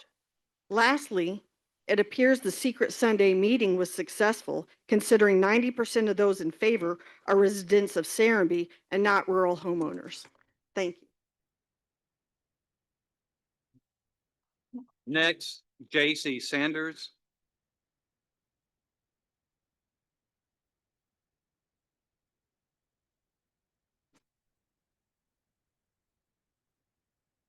Hi, my name is JC Sanders. I live at 10400 Rivertown Road. And I was told that what I have to say really doesn't matter because what is going to happen is pretty much already in effect. But I'm a woman and I have nearly 30,000 words per day, and I got a few left for today. First of all, Mr. Buchart, respect who you are and how you've utilized your land and how you've helped our community. So thank you. I don't mean to beat a dead horse, and this has nothing to do with diversity, anyone's education level, nor how old or anyone in Chattahoochee Hills is. I would not mind a bit some single family homes or farms behind my property, but a hotel, apartments, I'm not opposed to growth. However, with the large development behind my home, might I add, how can we be sure we can withstand it? Do you guys remember Tomorrow World? A several-day festival put on by the applicant. It was so loud we could hear it from miles away. It would keep me up at night as well as wake me up from sleep. Naked people were roaming in the woods, and it was believed that people were even taking illicit substances. Will this be similar? Is it going to be a party town? Some of you don't know what it's like to hear building, loaders running, and trees being cut down throughout the night, interrupting your sleep. By all means, do this behind those who are in favor of and want it. And when this building happens, population will explode, and I'm concerned about my future children and their safety with an influx of people. I'd also like to know what is interesting about our meetings. Obviously in opposition. Thank you. Next, Scott Scheffler. Schaefer.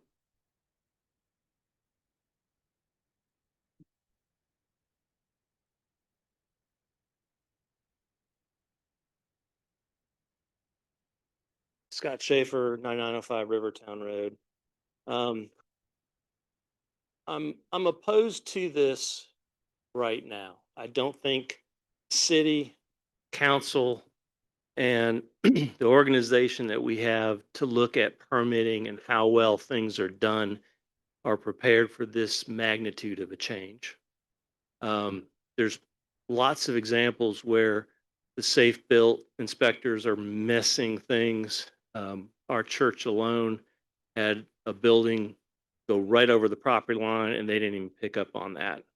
So I don't know how you can expect your city and its resources to manage this kind of development. Might not be opposed to everything in whole, as a whole, but I just think that we're not ready. Mr. Buchart, I don't think we've met, but you know, when you were buying your property, I was buying my property. And I remember you driving past me. I had a flat tire on the side of the road, and you must have beat me to it because I couldn't get there. But I only offered $10 an acre, so you must have won. And so all I got was the 20 that was left that you didn't buy. But good to meet you. I do think we have a lot in common about protecting land and everything, and nothing of my opposition is in opposition to what and how you're running your show. So it's just good to meet you.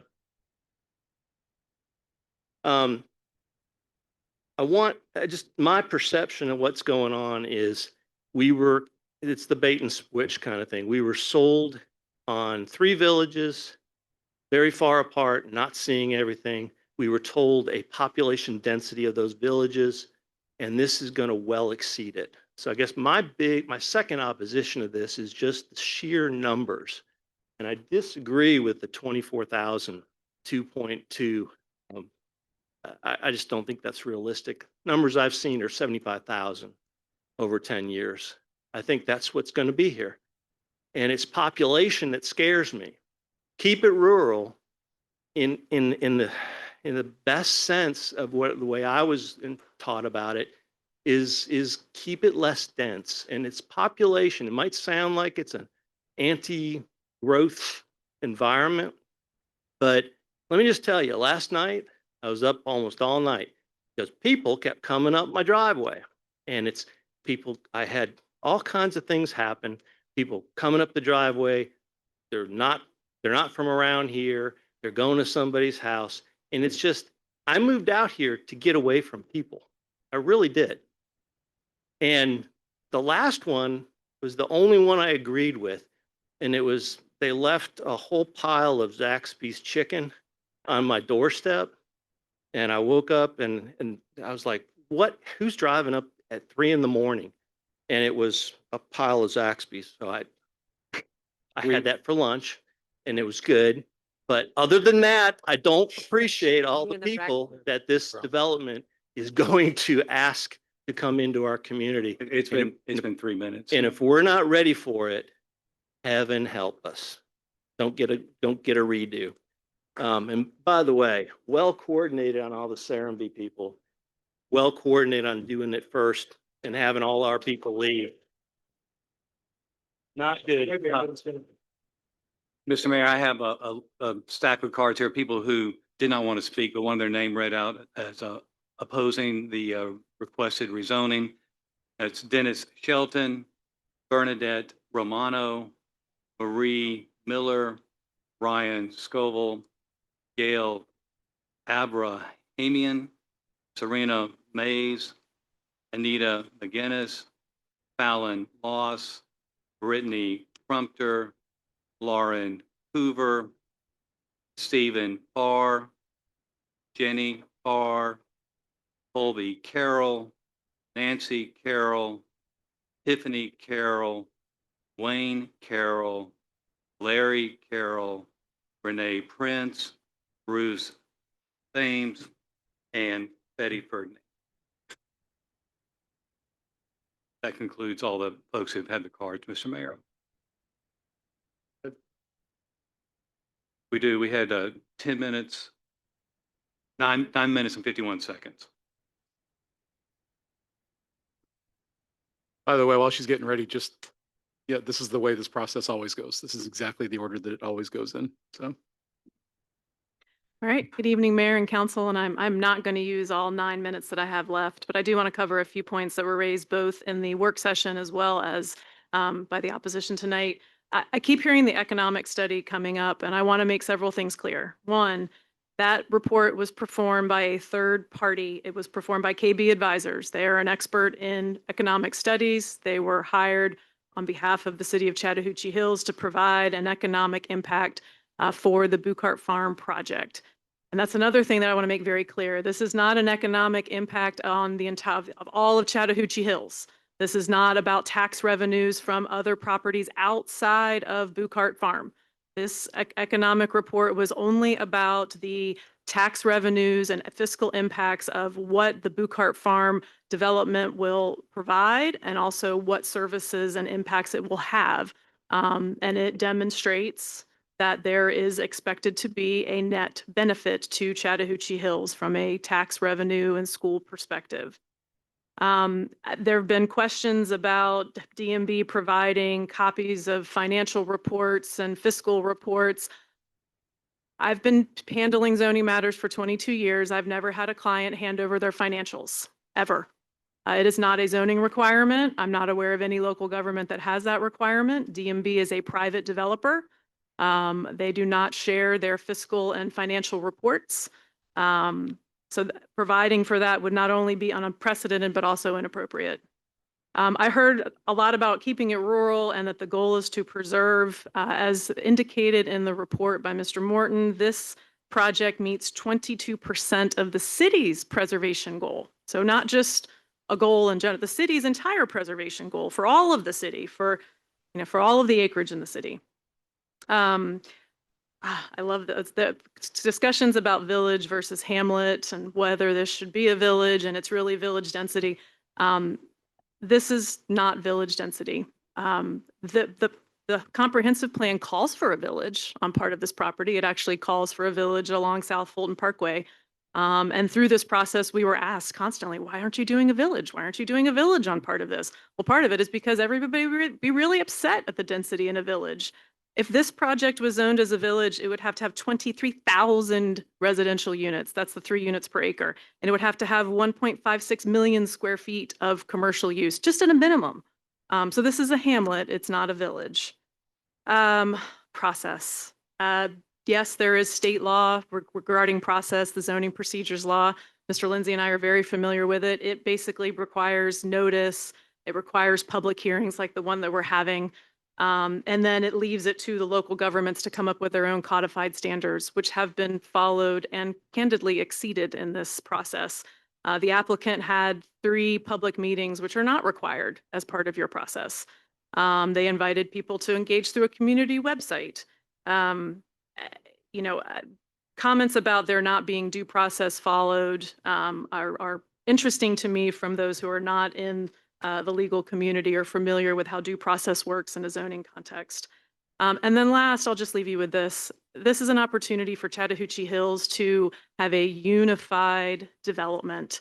You could take all, almost 8,000 acres and you could have, 15, 20 different developers come in, all with their own individual plans. They're going to have a really big issue getting the infrastructure in because it's a pretty big lift, as Mr. Eppel was indicating, to get the sewer here, to get the water here. And you really need to have somebody like a DMB development that is able to execute. And if you've gone to their website, if you've looked at any of the projects they've done, they have a track record of legacy developments that have been constructed over the course of 20 to 40 years. And that's the expectation here. So we hope that you will support the application with the staff's recommended conditions as proposed. Thank you. Thank you. That concludes the public hearing. Close the public hearing, sir. Can we ask her a question? Yes, I think you can ask her a question. Ms. Hill, can I ask you a question? Absolutely. Would you say that rezoning 8,000 acres qualifies as a major change to any landscape in this country? It is certainly a large piece of property, yes. So that's a yes. Our mayor just said anything that large should wait till we do a comp plan review. That encompasses about 20% of our land, 8,000 acres. So, yes, he said anything drastic. A Like the- change to our zoning. This is absolutely in line with our zoning. That's a totally different thing. Okay, I'm not going to argue with the man. Thank you for your answer, ma'am. Thank you. Thank you.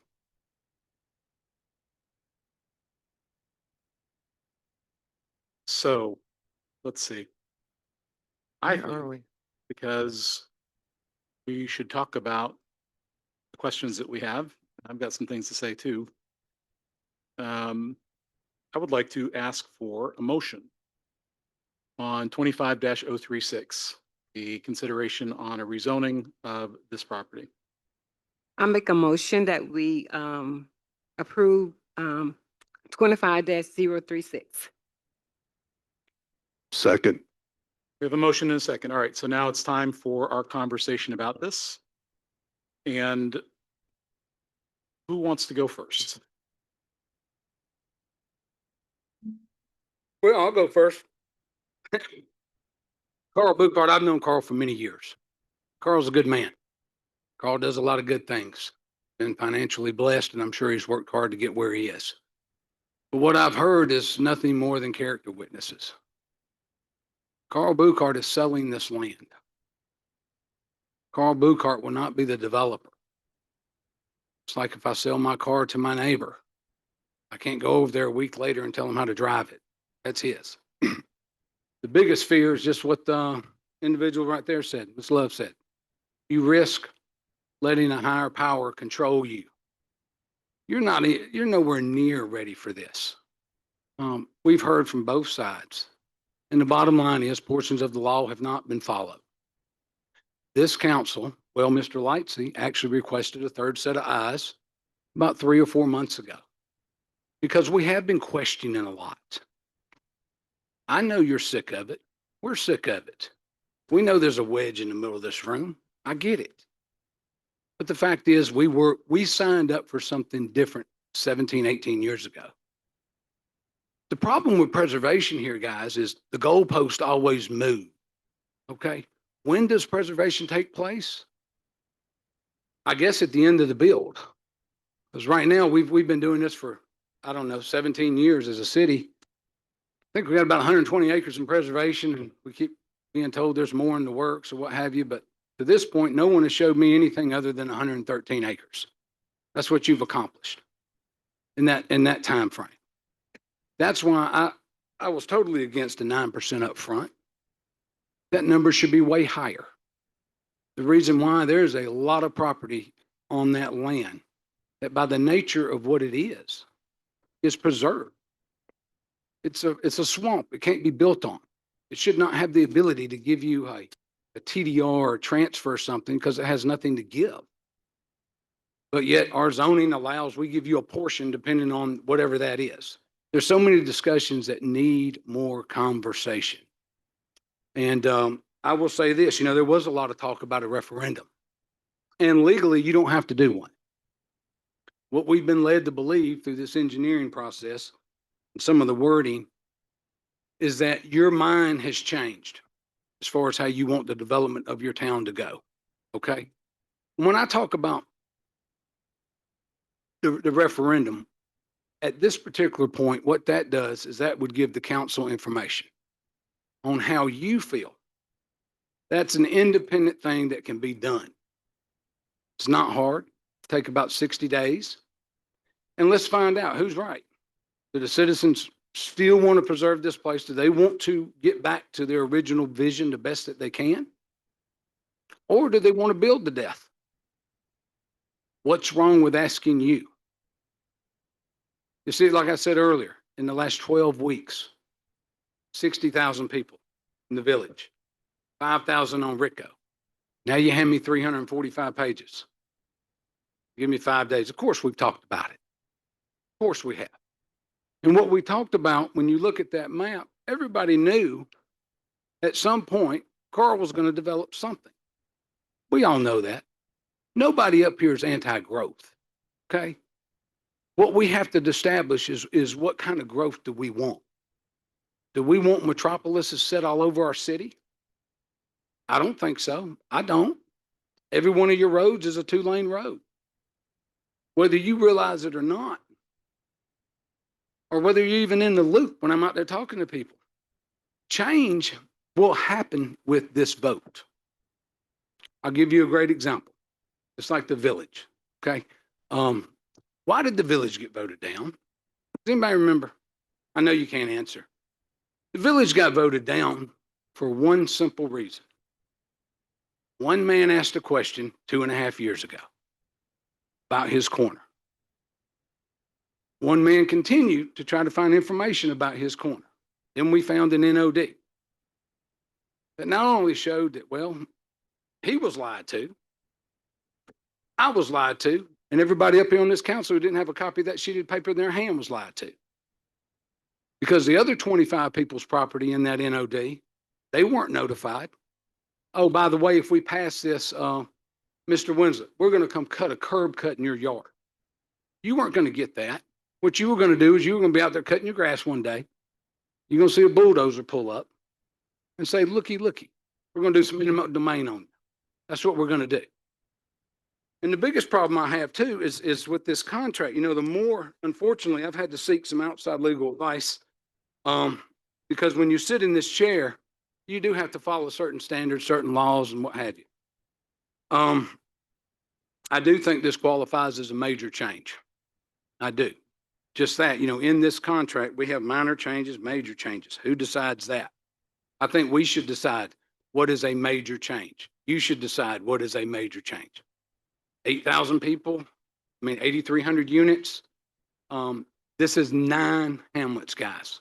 This is 9 individual projects is what this is. Giving somebody a carte blanche permit who's going to get every developer in here they can.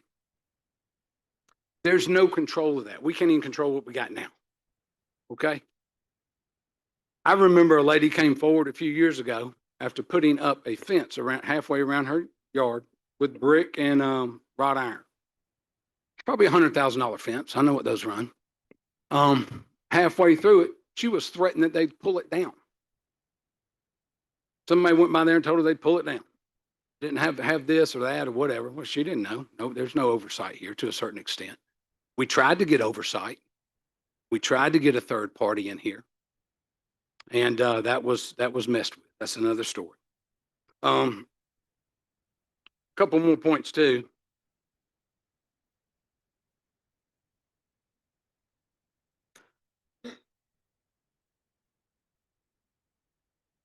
We've had public meetings, guys. Okay, we've had a lot of public meetings. And the fact is, what we do is we look at posters. We give ideas based upon what you're looking at. We need to get back and ask you what you want, because we are 17 years into this. If there's anything that has been proven, our original vision was 3 developments. That's what would support us. That's what we thought. We have since found out that not only are we supported by 1 development in your homes, a calculator tells you whether you build another house or not, you are viable. So what's on the docket today is really your way of life. That's what it amounts to. Mine's not for sale. I came out here for the same reason everybody else did. And we need to make a note about this preservation, okay? This is what gets me about this preservation. You're constantly chasing it, okay? Somebody said you didn't have another option. I gave you another option that guarantees preservation. Does not restrict builders. Go to April the 1st, 2025. You'll see that presentation on YouTube. There are other options. The problem is, unless you got 3 people to talk about them, that's why it hasn't moved forward. A lot of people want to talk about them. A lot of people want to get a second look because they're wondering how we got here. How did we get here 17 years into being a city? Richie, let's stick to the zoning. Please. Good. You said if we had anything to say, we can say it. Okay. So anyway, I do have a big concern passing out permits when there's no water for the property. We've got that current problem in 2 other neighborhoods now. So, and due process, they are correct. It has not been followed to its entirety. The discussion about preserving land up front needs another discussion. I would like to see more of a commitment before we bulldoze, just start tearing through stuff. When they talk about the economy, how that affects building, Chattahoochee Hills has 2 great examples. It took 10 years to finish out those neighborhoods. And the last thing I want to see is that much land destroyed in city. Because once you sell it, you got your check and you've gone home. You did your part. And then we're at the mercy of them. That's the way it works. And in the zoning, we can talk about the zoning all we want, but we should talk about this development agreement, which is nothing more than a contract. It's a contract. A question I had last month was, I know by phase 3 of this development, it calls for a roundabout on an individual's property. He's not going to sell it. So I simply asked Mike Morton, is the city going to participate in eminent domain? Very simple question. Said he didn't know. Well, in this contract, I know. It says right here, nothing contained in this agreement shall limit, impair, or restrict the city's right and power of eminent domain under the laws of the state of Georgia. If you don't think that when you add that kind of traffic to your roads, that every road will be affected, it will be. It will be. Y'all remember the movie studio, right? You talk about financial viability and all this good stuff, okay? Can't do it. It's rude. Every bank in America does it. Check your credit. Check everything. Try buying a house that way, on my word.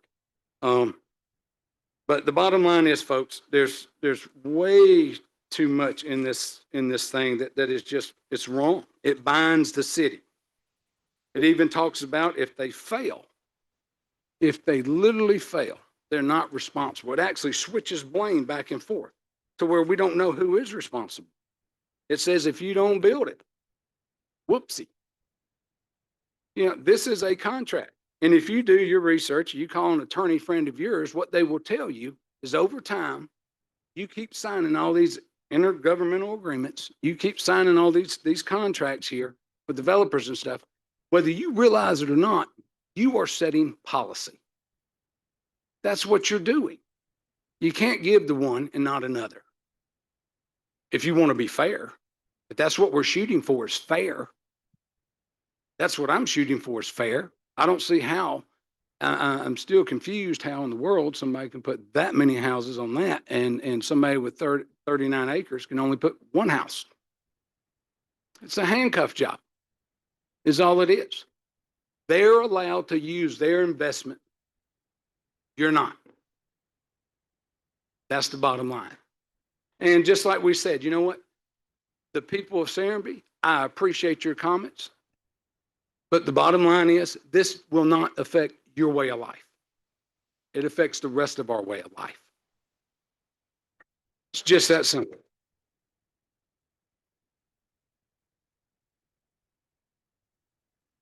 I'm going to talk now. Yes.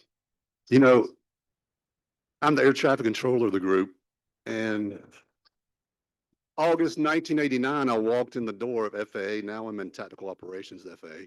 And I, like everyone up here, would I disagree on just about everything he just said? The beginning of the city to where we are now and the zoning, I disagree with his comments, and that's okay. If you were here April the 1st of this year, you heard a presentation. You were kind of forced to listen to it because none of us was briefed on it. We definitely didn't have to agree with him, but you heard his points. Okay, you heard him again tonight. You heard a lot of emotion tonight. You heard a lot of facts, and you heard a lot of misinformation. And you have to sort that out yourself. I know what I believe. I know what I've read. We have an expert attorney right here.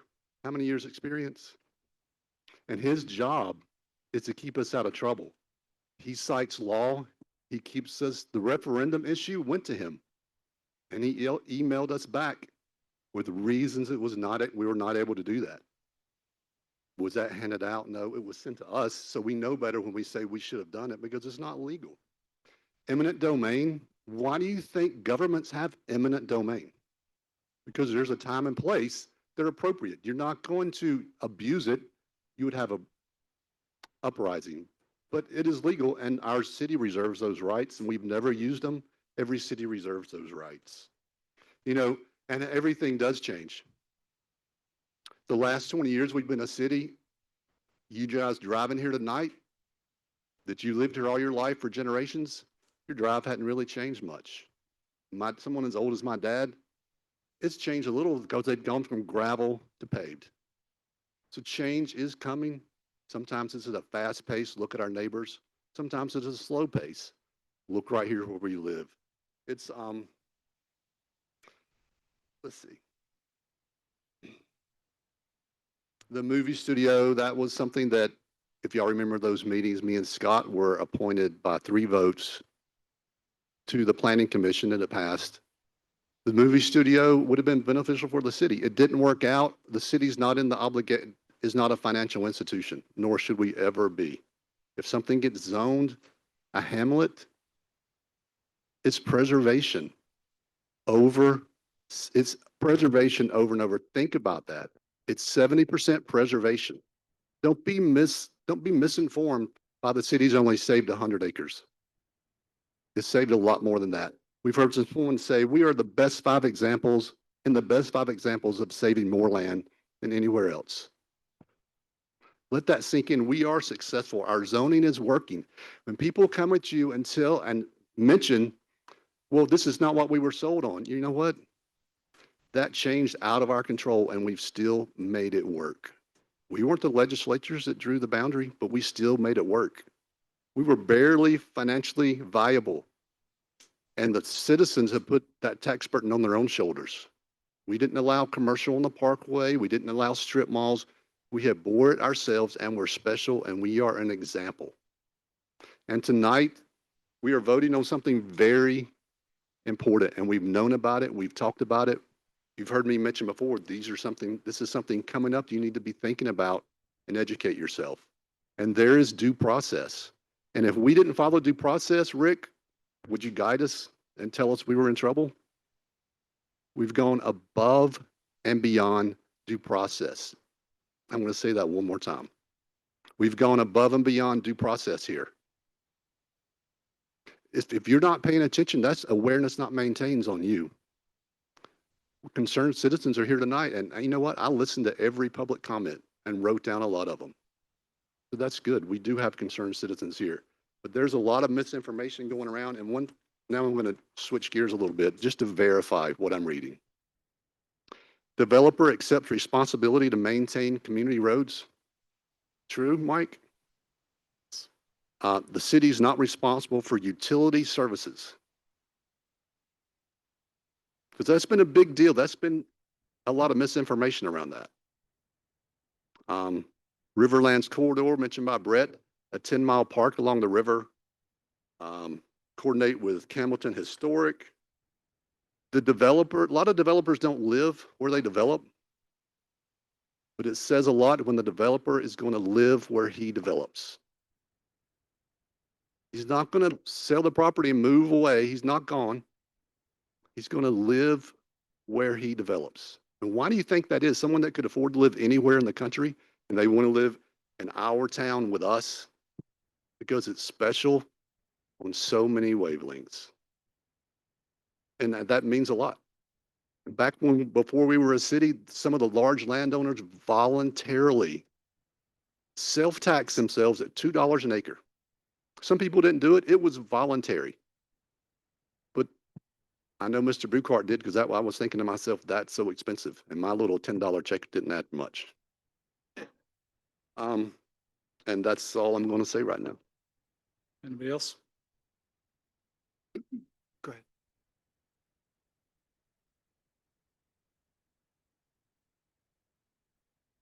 ahead. So yeah, I'll go. I agree with a lot that Rodney just said. I actually applaud a lot of the folks that stood up tonight. If you're from Serenbe, outside of Serenbe, I think there actually was kind of a mix tonight. One of the things that I heard, it was Shane Lord said something like, doing nothing is not a plan. And I honestly believe in that. I think this plan, we have had a lot of time and a lot of public input. Appreciate all the public engagement all throughout the process, folks that reach out to us directly, even if we have a difference of opinion. You know, it's always been every project we've worked on, I feel like we really put a lot of thought into it for the size city we are. And I really appreciate our experts sitting here that we have access to all the time. Not one person doesn't get back to me same day, usually within hours if I have a question. And some of those questions are coming from citizens often. Because you're right, I am a farmer rep, right? But I also was a risk manager when I got out of college in business. And I see that that led me to thinking about everything's a balance. You know, how do you balance things? It doesn't in life in general, but mainly in business, how to run a city. How do we look at development? What's good for citizens? And I believe this strikes the right balance. And we've been able to spend a lot of time, if you look through this, 29 conditions now. And I think that was very important with where I believe in our zoning. This project fits our zoning. But where we can have impact, and we've got an agreement with landowners and the developers, and not only in this project, but in others, that's where we really have been able to say and do things that impact citizens, that actually is a benefit. Farmer D mentioned the no less than 200 acres of farmland, some of that including prime farmland, which they were more than happy to agree to and work out that condition because they had committed to that years ago when the survey was done. This wasn't last minute thinking on anyone's part. So, you know, a lot has been said, a lot of things directed, but what I can say is this permanent preservation and the 6,000 acres, that is not being bulldozed. That is key to what we're looking at when we're evaluating this application. So I think it's a great way of life. I think it extends the way of life that a lot of folks want here. The public access is key. You know, I can't even imagine I can't even walk 10 miles. But if I could, I mean, that's unimaginable that our citizens will have access to that path. And I heard Brett talk about that. So there's so many citizens, I mean, Diane talking about who helped the city when we were years ago, and it was Carl Buchart with our parkland. That sets us apart as a city from a lot of what's around us. So I think we've actually done a great job, and I'm here to uphold our zoning and follow what's in our code. Scott? She wants No, you can go first. Okay. Listening to all this tonight is very illuminating, and I want to step back just for a moment and note something that was part of what, and I'm going to say this as somebody who earlier tonight, Rodney poked me and said I'm a fence sitter. On this, I have been, and I've been, you know, I can appreciate a great deal of what this project offers, but I also see many unknowns and caveats and things that seem to need more consideration. And I want to point out, just stepping back, that the public comment at both the zoning meeting last month and tonight speaks volumes about the well-deserved aura and reputation of the Bucharts, and I think the city owes them quite a debt of gratitude in so many ways, and I appreciated that they tend to live here, but I'm also acutely aware that this is a DMB development, and it's not a Bucart development. It's a DMB development, and that too can mean good things. If you look at their various projects, you can see, and certainly in the presentation, I mean, everybody's been completely wowed by. I mean, just looking down the 21 comments for tonight. Obviously, the vast amount of verbiage was directed toward the Bucarts as wonderful people. Dominic Love and a few others made substantive commentary about the legal implications. There were a couple of comments about the zoning implications. At both the zoning meeting and tonight, the people speaking against are worried about the concrete things, not emotional. They're worried about concrete details and making sure that in this epical city-changing decision that's being made tonight, thus sitting that we're actually addressing everything that needs to be addressed. And earlier in the work session, I mentioned a number of things that haven't. We need to return, obviously, to the document and address some of those things. But one of the things that I want to speak to before we get into some of those details is understanding, again, making sure, no matter how committed any of us are to how great aspects of this project are, and I think we've all heard an enormous array of great aspects to this project.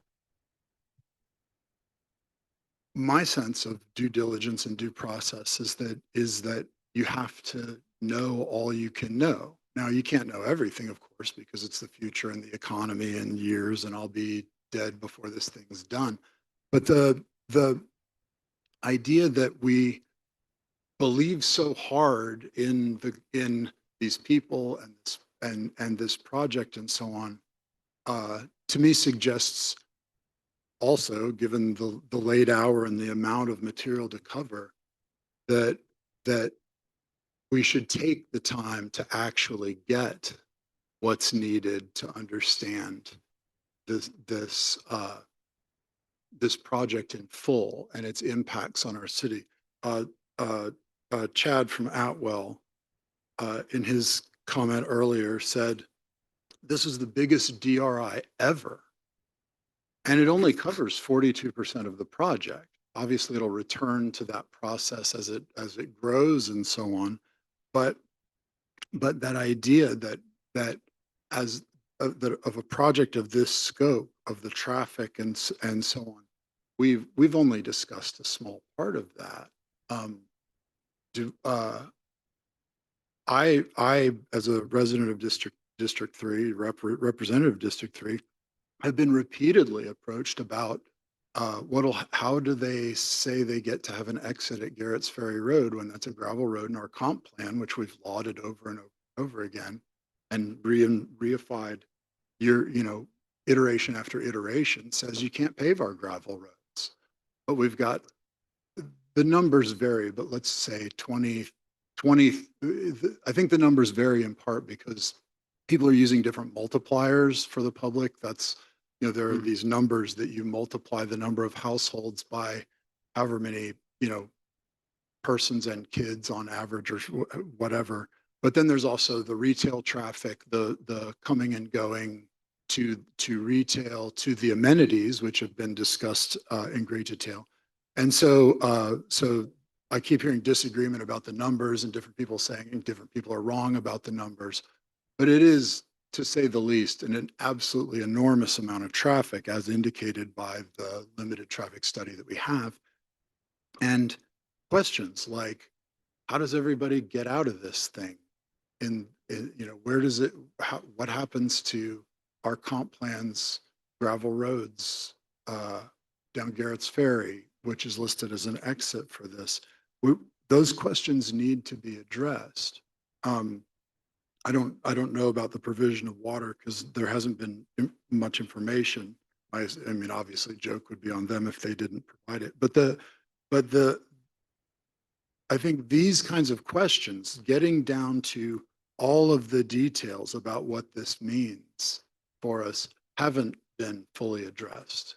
And so if we believe so hard in this project, why don't we take the time? Why don't we invoke a deferral to get the information that's needed? Because I mean, I don't think DMV is going to go anywhere. They clearly want to do this. They put an enormous time and effort.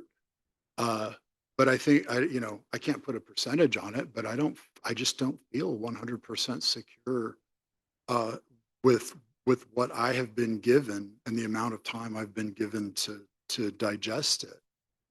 I'm the representative for a district that's going to be greatly affected by this. And so I think if we believe so much, and I'll stop on the big stuff and happy to go back to the document, but if we believe in the greatness of this project, let's take the time to fully understand all of the jump. Sorry if I went long, Ruby. Okay, I want to say, I heard someone earlier said we're gem, our city. And I want to thank everyone for starting the city in 2007. I really appreciate that. And the reason why I said that is because about a month ago, I was sitting at the table with a person from the city of Palmetto and a person from South Fulton. And I asked the young lady from Palmetto, I said, well, why did y'all give Wilkerson Mill Park up? And before she can answer, the person from South Fulton said, y'all would be in our city if you wasn't, had been incorporated at the time. So just think about that. If we had not became a city in 2007, we would be sitting in South Fulton and we would not be having this conversation right now.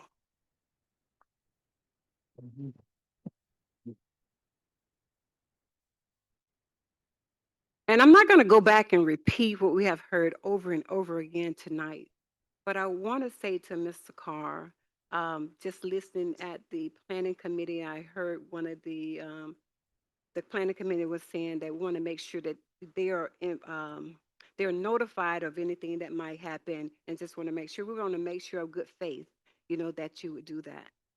And that's all I have to say. Thank you. Rick, I want to confirm something because I heard you say this to someone earlier, but we have followed all of the due process requirements in our codes and state code as we've gone through this. Yes. Yes. So, it's fun. I have a t-shirt that somebody got me that said, sorry, can't come to the phone. I'm too busy cyberbullying the mayor, which I almost wore tonight because I knew what tonight was going to be like. I have no financial interest in the Bucart project. I swear, I have none. And for the people who have slandered me with the idea that I own part of Serenbe, it's laughable, I know, but I don't. So enjoy all that nonsense, but it's just funny that it's just funny. And I took an oath, and I bring this up several times when we have these meetings. I took an oath to uphold the law of this city, right? The law of this city. You'll always hear me advocating for the law of this city. And when you come to these things, you hear people for something and people against it, right? People are for it, talk about how it meets the zoning and they like the people doing it and thoughtful people involved and all that. And the people that are against it generally come up and say things that are just patently and absolutely false. If you've been watching rants, there are 120,000 people coming, 45,000 people coming. They're all going to be here by 2030. I mean, we heard that they're not even gonna have the infrastructure done until 2027. Somebody called me a liar on Facebook because I said it can't all be done by 2030, right? And again, the strength of your argument a lot of times comes out in the way that you make it and the tools that you use to make it. There've been some weak arguments. We have had here a process over the course of the last 20 years that has created the best zoning in the country. Nobody in the country is trying to save 70% of 60 square miles anywhere in the country. And I defy anybody to prove me wrong, because you won't. And we have stuck to that zoning from the beginning, right? People ask about preservation, and we've had this conversation 70,000 times in the course of meetings. Serenbe's already preserved over 1,000 acres. It happened the day they were zoned. These guys are going to preserve 6,000 acres the day they're zoned. Conservation easements come later, but the preservation happens with the zoning, right? We've got over 8,000 acres that are conserved in this city already based on our zoning. Our zoning makes it harder to develop. It does. So the development happens slower. It's not like what happened in Roswell and Alpharetta, where the whole place built out in 10 years, right? We've got tough zoning. You see, Serenbe, beautiful place, but it's taken 20 years to get where it is. This development's going to take, I mean, I know they would love for it to be 30, but it's going to take 40 or 50 years, right? So let's not get bent about like how much impact it's going to have when. A lot of us aren't going to see this impact. We've talked in the comp plan processes about planning on a 100-year horizon, because that's the reality of what happens here, right? The stuff that's on the ground here will be here 100 years from now, 200 years from now, 300 years from now. You see somebody like Brett get up, talk about the fact that we're going to have trails baked into this thing from the beginning, right? The great-great-grandchildren of our grandchildren will have 70% farms, fields, forests, and trails, and all these outside nature activities in the midst of these little cute villages and towns that have the amenities that you can get to, that you can walk to, so you don't have to drive through your neighbor's front yard. It's an amazing zoning that we have. Carl Buchart has been involved in every single conversation that we've had about that zoning for 25 years now. We've got plans from 2019, 2003, right? The LCI study that you guys did. That was a part of the comp plan process. We talked through all that in the comp plan process with hundreds of people. Everybody knew that was there. We had your charrette that we were all invited to. Richie and I were there, right? We went through that whole conversation with you guys about what the plan was, how there were going to be things moved around different places. We'll talk about, we've changed the zoning to help people. Hamlets have been allowed everywhere in this city since the first zoning, just to be clear, right? There was never a restriction on hamlets being anywhere in the city. Again, when people come up to you and say, you can't do this because you've done these horrible things, and none of them are true, it makes you wonder about what you should be doing, right? And to me, my oath was always to uphold the zoning. I don't get a vote. I don't get a vote. What I do know is this, and I know this because my dad was on the board of the HOA of Martin's Landing, which was the first big subdivision in Roswell, and they fought every development that came around them. They won a couple times, actually. They delayed things for a couple times. You go to Roswell now, there's not one piece of open space left, right? Because they didn't have a plan to protect it. We've got the country's best zoning protecting our open space. These guys have come in with a project that meets every criteria. Not only does it meet every criteria with no variances, but they have offered up and given a lot of other things that we've asked for. 10-mile trails, parks on the river, all of these amenities open to everybody in the city, not private amenities, that they just said, yes, of course, because they came to this part of the country looking for a development where they could do preservation-oriented zoning with a landowner who will be their partner through this entire development, because this happens in phases all the way through. So this idea that he's selling the money and taking it and running is not reality. Again, easy questions to ask and get answered, right? People on this stage have every opportunity to talk to all of these people all of the time. We've got great experts around this stuff in the room. If you haven't done that, that's on you, right? This meets all of our requirements. There are no giveaways here. It's something that's been earned. And I'll tell you, this city, I mean, again, we take an oath to follow the laws of this city. Again, I'm in favor of that whenever we have the opportunity. With that, I would like to call a vote on this. All in favor of adopting We're not going to discuss it anymore. 25-036, please say aye. Aye. Those opposed, nay. Nay. That carries. We're done.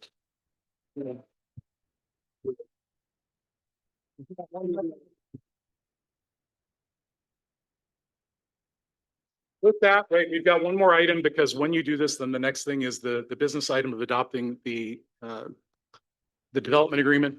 Can I get a motion in a second, please, to move the development agreement? And that is item number. 25. Motion to accept. Sorry. Huh? I'm sorry. Second, please, to adopt 20.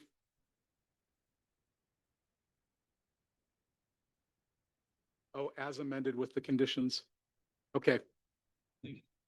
Can I get a motion and a second, please, to adopt the conditions for 25-036, the additional conditions? Can I get a motion and a second to adopt the additional conditions? I don't see it that way. Motion to adopt the additional conditions? Second it. We have a motion and a second. All those in favor of adopting the additional conditions to 25-036, please say aye. Aye. Wait. As amended. The additional as amended. Well, that's. What's next? All right. The next one is the development agreement. Can I get a motion and a second, please, to adopt?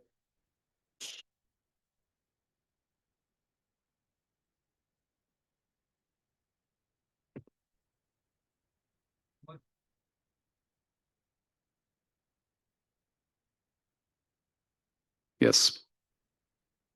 So thank you for being quiet for a second. Get a motion in a second, please, to adopt 25-044. Make a motion to accept 25-044. Second it. We have a motion and a second. All those in favor of adopting 25-044, please say. There's no discussion. I'm sorry. You're Is just there- railroading past I'm sorry. discussion. No. I asked for discussion on the previous item and you railroaded through it with your verbal flourishes. Hey. We broke off discussion of the document in the work session Right. and said we'd come back to it. That was And then we correct. never even went back to it. I said, we're not going to have discussion and you guys are too busy voting. Every As far as this goes, that's exactly what happened. You had. We went for everybody. I'm sorry. Please continue, Scott. We were in discussion. Right. Nobody said, are we ready to close discussion? Any more questions? None of that happened because Tom was high on whatever was going on here. But Y'all. All right, this is not appropriate. So I think you're out of order speaking. Let's let him run it. There is discussion on 25-044 before we call it. discussion on 2404. The development agreement. So whereas the city finds the program of development proposed by developers consistent with the city's comprehensive land use plan and will further the health, safety, welfare, and economic well-being of the city and its residents. That's an assertion that again speaks to some of the issues that have not, I'm on page 2 of the development agreement on the third whereas, that this is the kind of thing that gives me pause because here we have an assertion, but we have not done the due diligence to fully understand whether this will, it says, will further the health, safety, welfare, and economic well-being of the city. When I tried to get a reading on this and consulted our experts, Robbie gave a kind of tepid analogy to Serenbe, but this is many, many times the size of Serenbe and has many more implications. And so on due diligence and the process of figuring out exactly what the impacts are, I don't see that we have it. I also, on the section on vesting, I think that needs an addendum that says something like vesting shall occur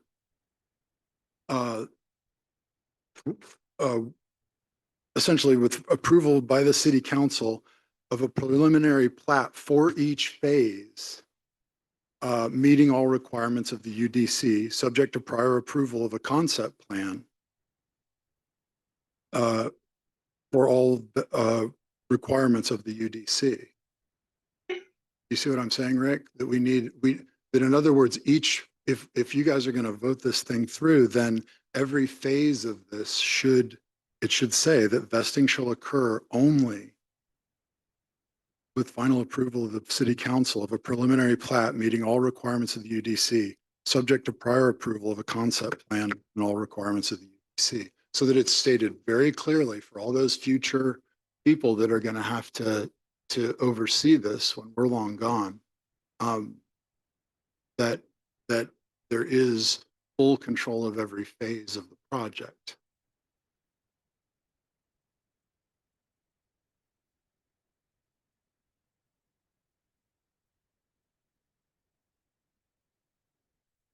Of a HMMU and also Article of the definitions. The rest of the UDC is up to future councils.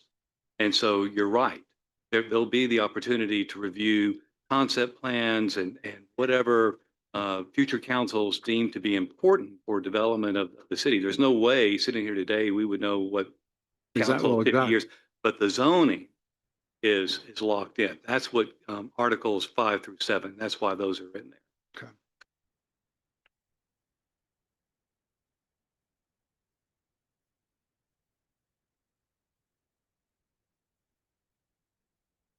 Another issue that I'd like to ask about, if I could, actually, I'd like to ask, I guess, Chad, can you stand up and speak to that western entrance on Garrett's Ferry Road, just so that the residents of District 3 can hear what the plan is there? That is one of the very, very last phases of development. The exact access has not been worked out. We'll have a number of options and a number of years to sort that out. So we don't have a definitive answer yet. But when you say a number of options and plans and years and stuff, what the comp plan says no. Correct. So what's the plan? Well, we don't have a specific plan yet, but we have options in terms of potentially purchasing other parcels for access. We could maybe abandon, get the adjacent property owners to abandon the right of way, let it become a private street. I mean, we haven't solved that one yet. Okay, so we don't know. Not specifically, no. Okay. But our zoning restriction is clear. Yeah, our comp plan is clear. Yeah, that's. So they've got a problem that they have to sort out. Well, yes, and, we have to go through a DRI process, which defines access and configuration. There are many approval steps between, and it will be the last place. It is furthest away from public utility. Yeah, I understand that. And you were very clear with me about, I like asking an engineer because they just tell you how to solve the problem. You were very clear too about utility access and so on too. I also wanted to ask for more clarification, and maybe Rick, you're the one for this. H special districts. The parties acknowledge and agree that a tax. I'm sorry, H special districts on page 9. The parties acknowledge and agree that a tax increment or tax allocation district is planned to be established on the property. The city shall support the establishment of a tax increment or tax allocation district, but shall not be required to participate. Can you explain what that means? Right, that's when an area taxes itself. The first example in Georgia is up at the Galleria up by now the Brave Stadium. Mm-hmm. They were the first to develop a tax allocation district. They tax themselves to build special sidewalks and other streets and whatnot. So this is an incremental tax that if Bucart Farms or whatever it is wanted to tax themselves to put in something else. So they're taxing their properties that are in that. I've been asked about that, so I wanted to make sure that it got into the public discussion. Another matter that I was hoping to bring to the fore. Well, first, actually, if we could go down to page 10, river corridor protection. I wanted to ask about the language there. Owner and developer shall make commercially reasonable efforts to protect the river and its tributaries. And I guess I assumed, given the scope of this project, that we would get those as decision makers, that we would get direct input or presentations and so on from things like Chattahoochee River keepers, who I would have thought would, have a voice there and so on, and given us as decision makers sort of an understanding. But what what is the protection in commercially reasonable under law? in the Well, contract? again, you're looking at development that's going to happen over decades. And, People keep and, saying and, that, and but- also with different parts of the property, what's going on. So you can't sit here today and say, you'll put in a detention pond for every so many feet or whatever else. There are certain, obviously, building regulations and state laws that govern all of that, and those have changed and become stronger over the years. But this language was to say, look, we want you guys to be protectors of the Chattahoochee River. Right. And so the negotiated phrase was commercially reasonable. And, could we disagree on that? Yes, absolutely. But it gives an opportunity for the city to go in. And if we felt like the developer was not doing, that's why we have courts. But I don't think we would get there. And we have the language in the last sentence of that phrase there, Scott. It says all standards of the Right. Metropolitan River Protection Act shall be followed. Sure. Which Okay. is stricter than our code.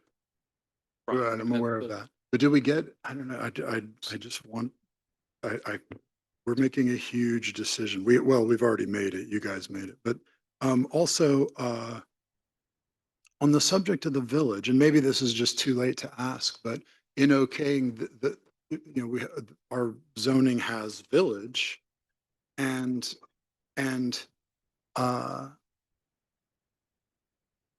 the understanding of that and building of that scope in the comp plan, it seemed to me having read through previous comp plans to try to get informed about their evolution. To me, what was envisioned was parkway access was to be able to have this incredibly dense development that flowed on and off an enlarged parkway. Because what is it, Mike? You've explained to us that the parkway will eventually have 2 lanes going each way, just like it does further east. Am I correct? And that with circles. Right. What's the width of the circles?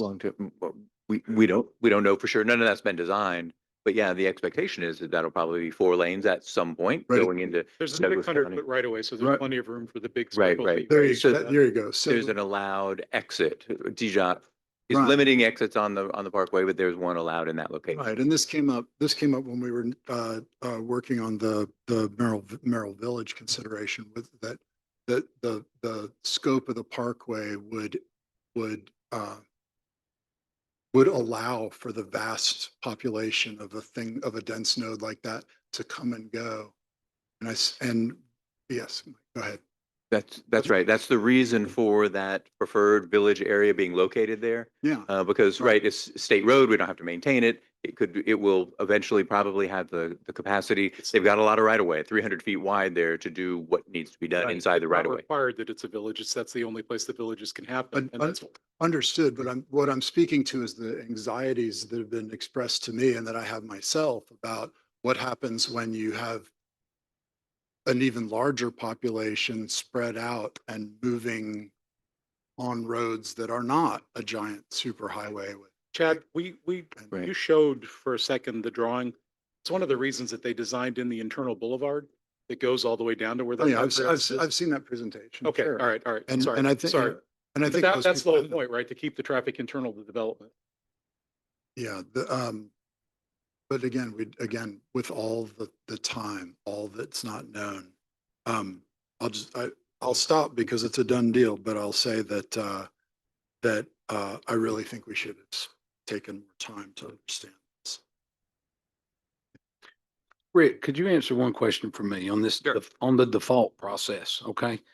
It says a default of the owner shall not constitute a default by the developer, and a default by the developer shall not constitute a default by the owner.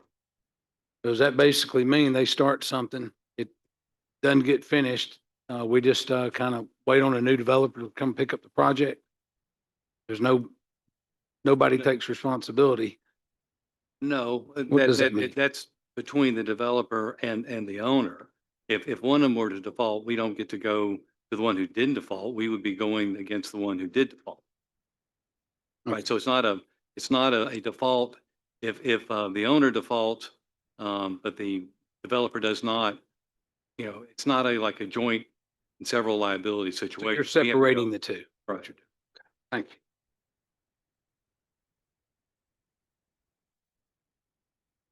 Any other questions? And Scott, thank you for reminding me that we were going to talk about that more. All right, appreciate it. We have a motion and a second. All those in favor of adopting 25-044, please say aye. Aye. Those opposed? Aye. That passes unanimously. And next up is, sorry? Doesn't pass you. Oh, I'm sorry, I didn't hear you. I What'd you didn't vote say, for the Scott? one. I don't. Hear me Okay. either. I opposed it too. Oh, I'm sorry. All right, 3-2. I did not hear you. Odd. It was 3-2. Next up is mayor and council comments. I think it's my turn. Okay, It is 10 o'clock. We've been here since 4. I'm so sorry. But that's how it goes sometimes. And there's nothing, that's our process. Shortcutting that would not be right. It is the right thing to do. And I'm glad to be here. And there's a lot of good news that came from tonight. And I'm going to share some of them. And I want to keep it really brief, I promise. From Robbie, he said, very little debt based on a city our size. That is being fiscally responsible with other people's money. Are we flush with cash? No, because we patched Hutchinson Ferry and we probably should have reclaimed it. But hey, that's what we do to keep keep us in the black. To Greg, wherever he went, I think he has the foresight to protect our citizens by having the swimmers, rescue swimmers officially certified. Is that what you said? Yep. Thank you for that. And where's Chief Magoo? Saving the city extra money from 81,000 to 144,000. Good news. Where's Daryl? Daryl, you're not left out. Better maintenance and less outages because the trees are coming down for Greystone next to the road. That's going to be better for everyone, even though it may look ugly. Chris, universal trail access. So many good things. And, there was a lot of comments tonight, and I saw my dad walk out, but I wish he would hear me say this because we've talked about it. Just because you lived here a long time, what do you think that means? That doesn't mean anything. That doesn't mean you get more than one vote. That really, I know a lot of people that lived there their whole life. They don't give anything to the city. All they do is complain and take. And I've known some people who lived here 2 weeks. Dr. Bloom would walk around and pick up trash on the side of the road. I'm like, wait a minute, I should be doing that to help him. So yes, those points about just because you lived here, you have more clout, you can tell other people what to do. Look, I've been here a long time. Absolutely no way. That is not true. I love our city. I'm proud to be my dad's son, and I'm glad he was raised here and everything he teaches me, but that doesn't mean anything. So whoever, I think it was Tiffany and Malia brought that up. To keep it neighborly, our city is special. It's because our zoning. That is because of our zoning. Me and Ruby and Scott were elected almost 2 years ago. The very first debate we had, I spoke loud and clear about supporting the 20-acre rule. So don't be surprised when I support it. Don't be surprised because that's what keeps us rural. And I'm going to stop calling it rural. It's really the unprotected zoning. That's what it is. If you really think about it, it's unprotected zoning. And if you owned your land prior to us becoming a city, there's family lots. They've made accommodations to make that happen. And if you're buying it afterwards, like other people up here have said, the rules. And you know what? That needs to be addressed. If that can be taken care of and buffered and you don't see it, that could be addressed. It's easy to see who's running for election up here. I mean, make no mistake. I'm not running, but it's easy to see who is, and that's probably see that more and more. ADA compliance is coming to City Hall. We voted on that last month, and Robbie's going to make sure that happens. So that is exciting. I've had several people come up to me that are looking forward to that. And I'm ready to go home, so I'm going to stop talking. Off to you, Scott. I want to, well, first thing is, it's, echo Lisa Remley because, wife sent me this, Brickworks, Saturday, August 23rd, 1 to 4 PM is the library dedication. Library's good. Everybody, should, think about coming by that. It's great. 3 hours, 1 to 4 PMs, Saturday, August 23rd. So please remember that. I also want to thank speaker in the comment section, Mr. Hudson, for talking about ethics, which is something that we had to defer in the working session. But Tom already swore an impromptu ethics oath in front of us, and I hope we can all look forward to agreeing on a set of strong ethics rules for our city. We're one of the only cities in all of Fulton County that hasn't yet adopted an ethics ordinance. That's a little sad. So it'd be nice if we could get that ironed out, and I have proposed language to share with my colleagues. The last thing I want to say has to do the politics of fear. Election season is on us, and the fear mongering has begun already. District 3's seat isn't even up for election, and already I've begun to hear the familiar, tired rumors from the greatest hits of divisionist politicking.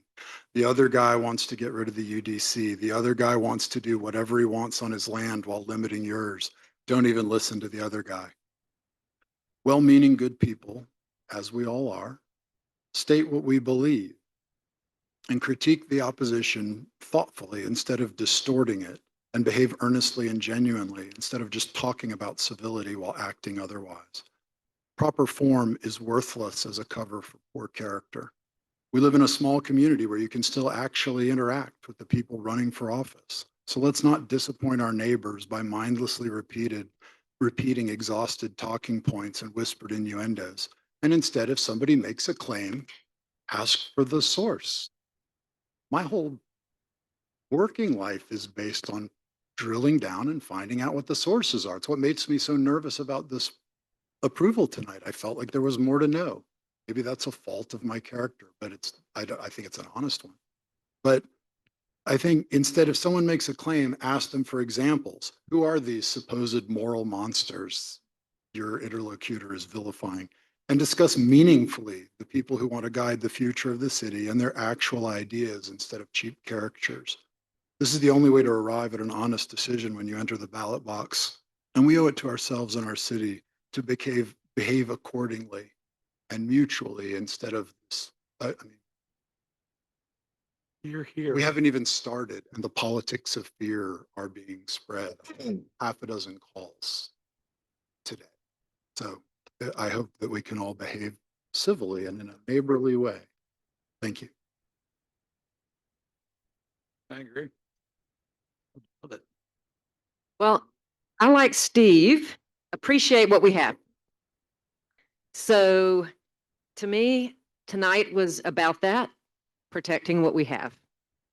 And everybody that came forward and talked about their personal relationship with the city, with our landowners. And sometimes I think those get confused. Developer, landowner. No. So when I moved here, I heard the big names. Mark Hennessy, Steve Nygren, Carl Buchart, Harrison Merrill, landowners who are citizens too. And,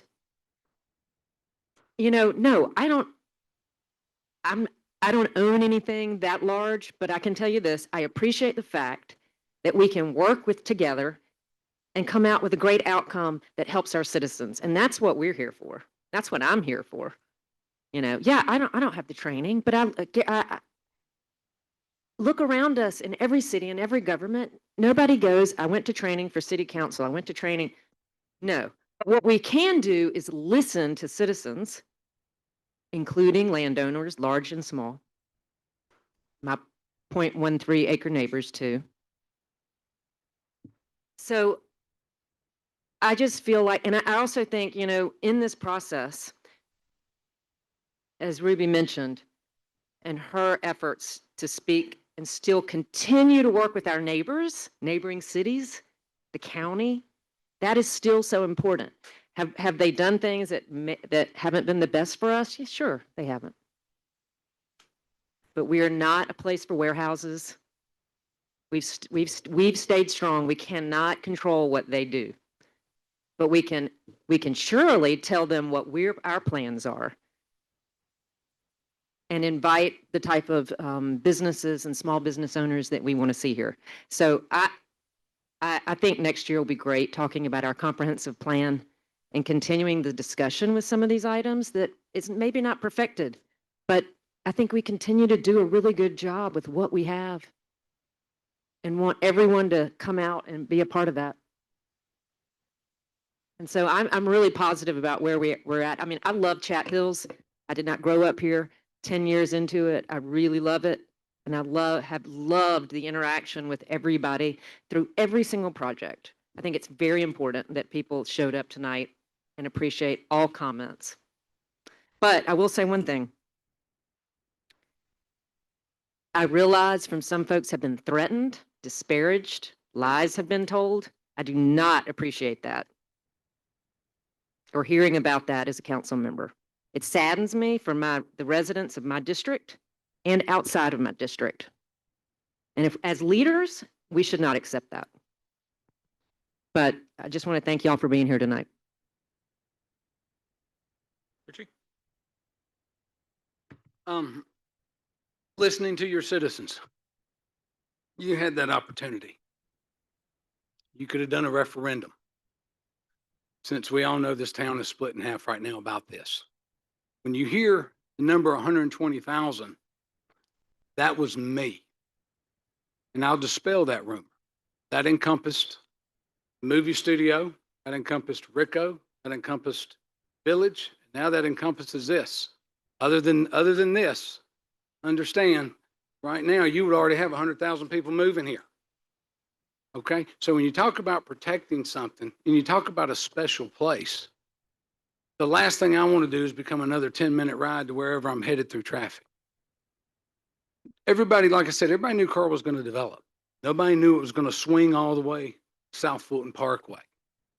That encompasses a lot of our land, and that wraps a lot of us up. Does that change our life forever? It does. Does it change it for the better?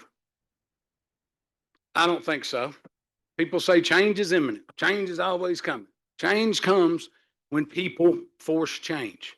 We became a city to protect ourselves. And now we're doing exactly, we're just peeling back the onion. We're doing exactly what we said we wouldn't. Fortunately, a few of them we've been able to stop. And I'll say it again, it's not that we're against development.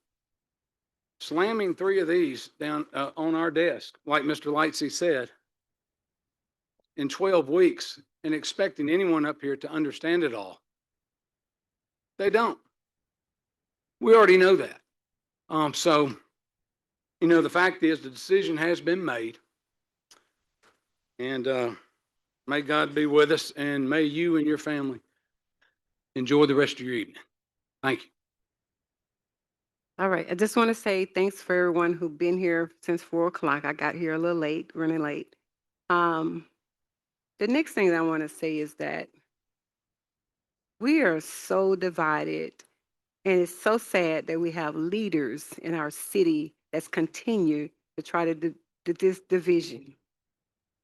I actually received a text from someone, I'm not going to call their name right now, wanted to know if my son had been arrested. And Steve, I didn't tell you this. They said that Steve Nygren got him out of jail since I've been in office.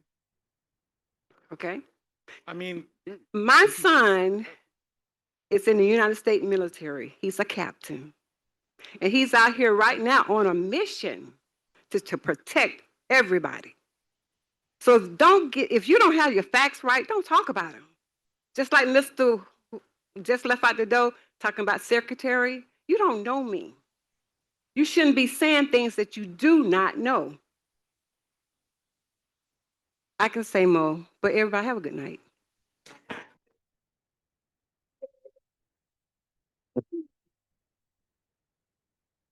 I do appreciate Scott speaking up for civility because as the person who probably has the most incivility directed at them on this council, I love the fact that he is going to help us stop that. And I want to thank everybody that's here because it's been a long night, been a long night. And this is an important, pivotal conversation that we've just had.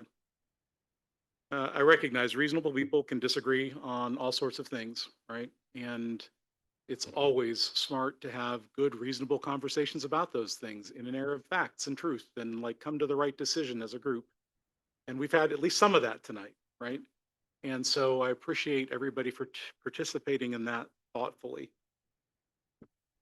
This decision tonight reflects the laws of the city, the vision that we've had since before we became a city, but absolutely ratified during the cityhood movement.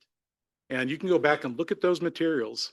Somebody told me, well, you told me something totally different. I'm like, look, it was all in writing, right? We put out a lot of written materials. And this stuff hasn't changed 25 years, other than gotten tighter. Fulton County zoning had 60% preservation. We have 70 now, right? There's a lot of changes, but they've all made it tighter, tougher. And again, I'm glad that we're here tonight. This path is never easy, but we've just preserved another 6,000 acres of land tonight, right? That's something that no other city has done in Georgia, ever. That just happened tonight. Years from now, when all this noise has faded, right? We're all long gone and our grandchildren's grandchildren are here. This will be one of the best places in the country. The only place within 100 miles of a major city like this that has this kind of open space, this many parks, this kind of access to the river, this kind of walkable community where you can walk to restaurants and walk to movies and all of that stuff. This will be the only place in the country. That's something to be proud of, right? And so for the people that are mad at me right now, sorry. We just did an amazing good thing. And thank you for everybody that participated that and supported it. I am done as well. Good night. Can I get a motion to adjourn, please? A motion to adjourn, please. Make a motion. Second. A motion and a second. All in favor, please say aye. Aye. We stand adjourned 1,000 hours later at 10:30 p.m.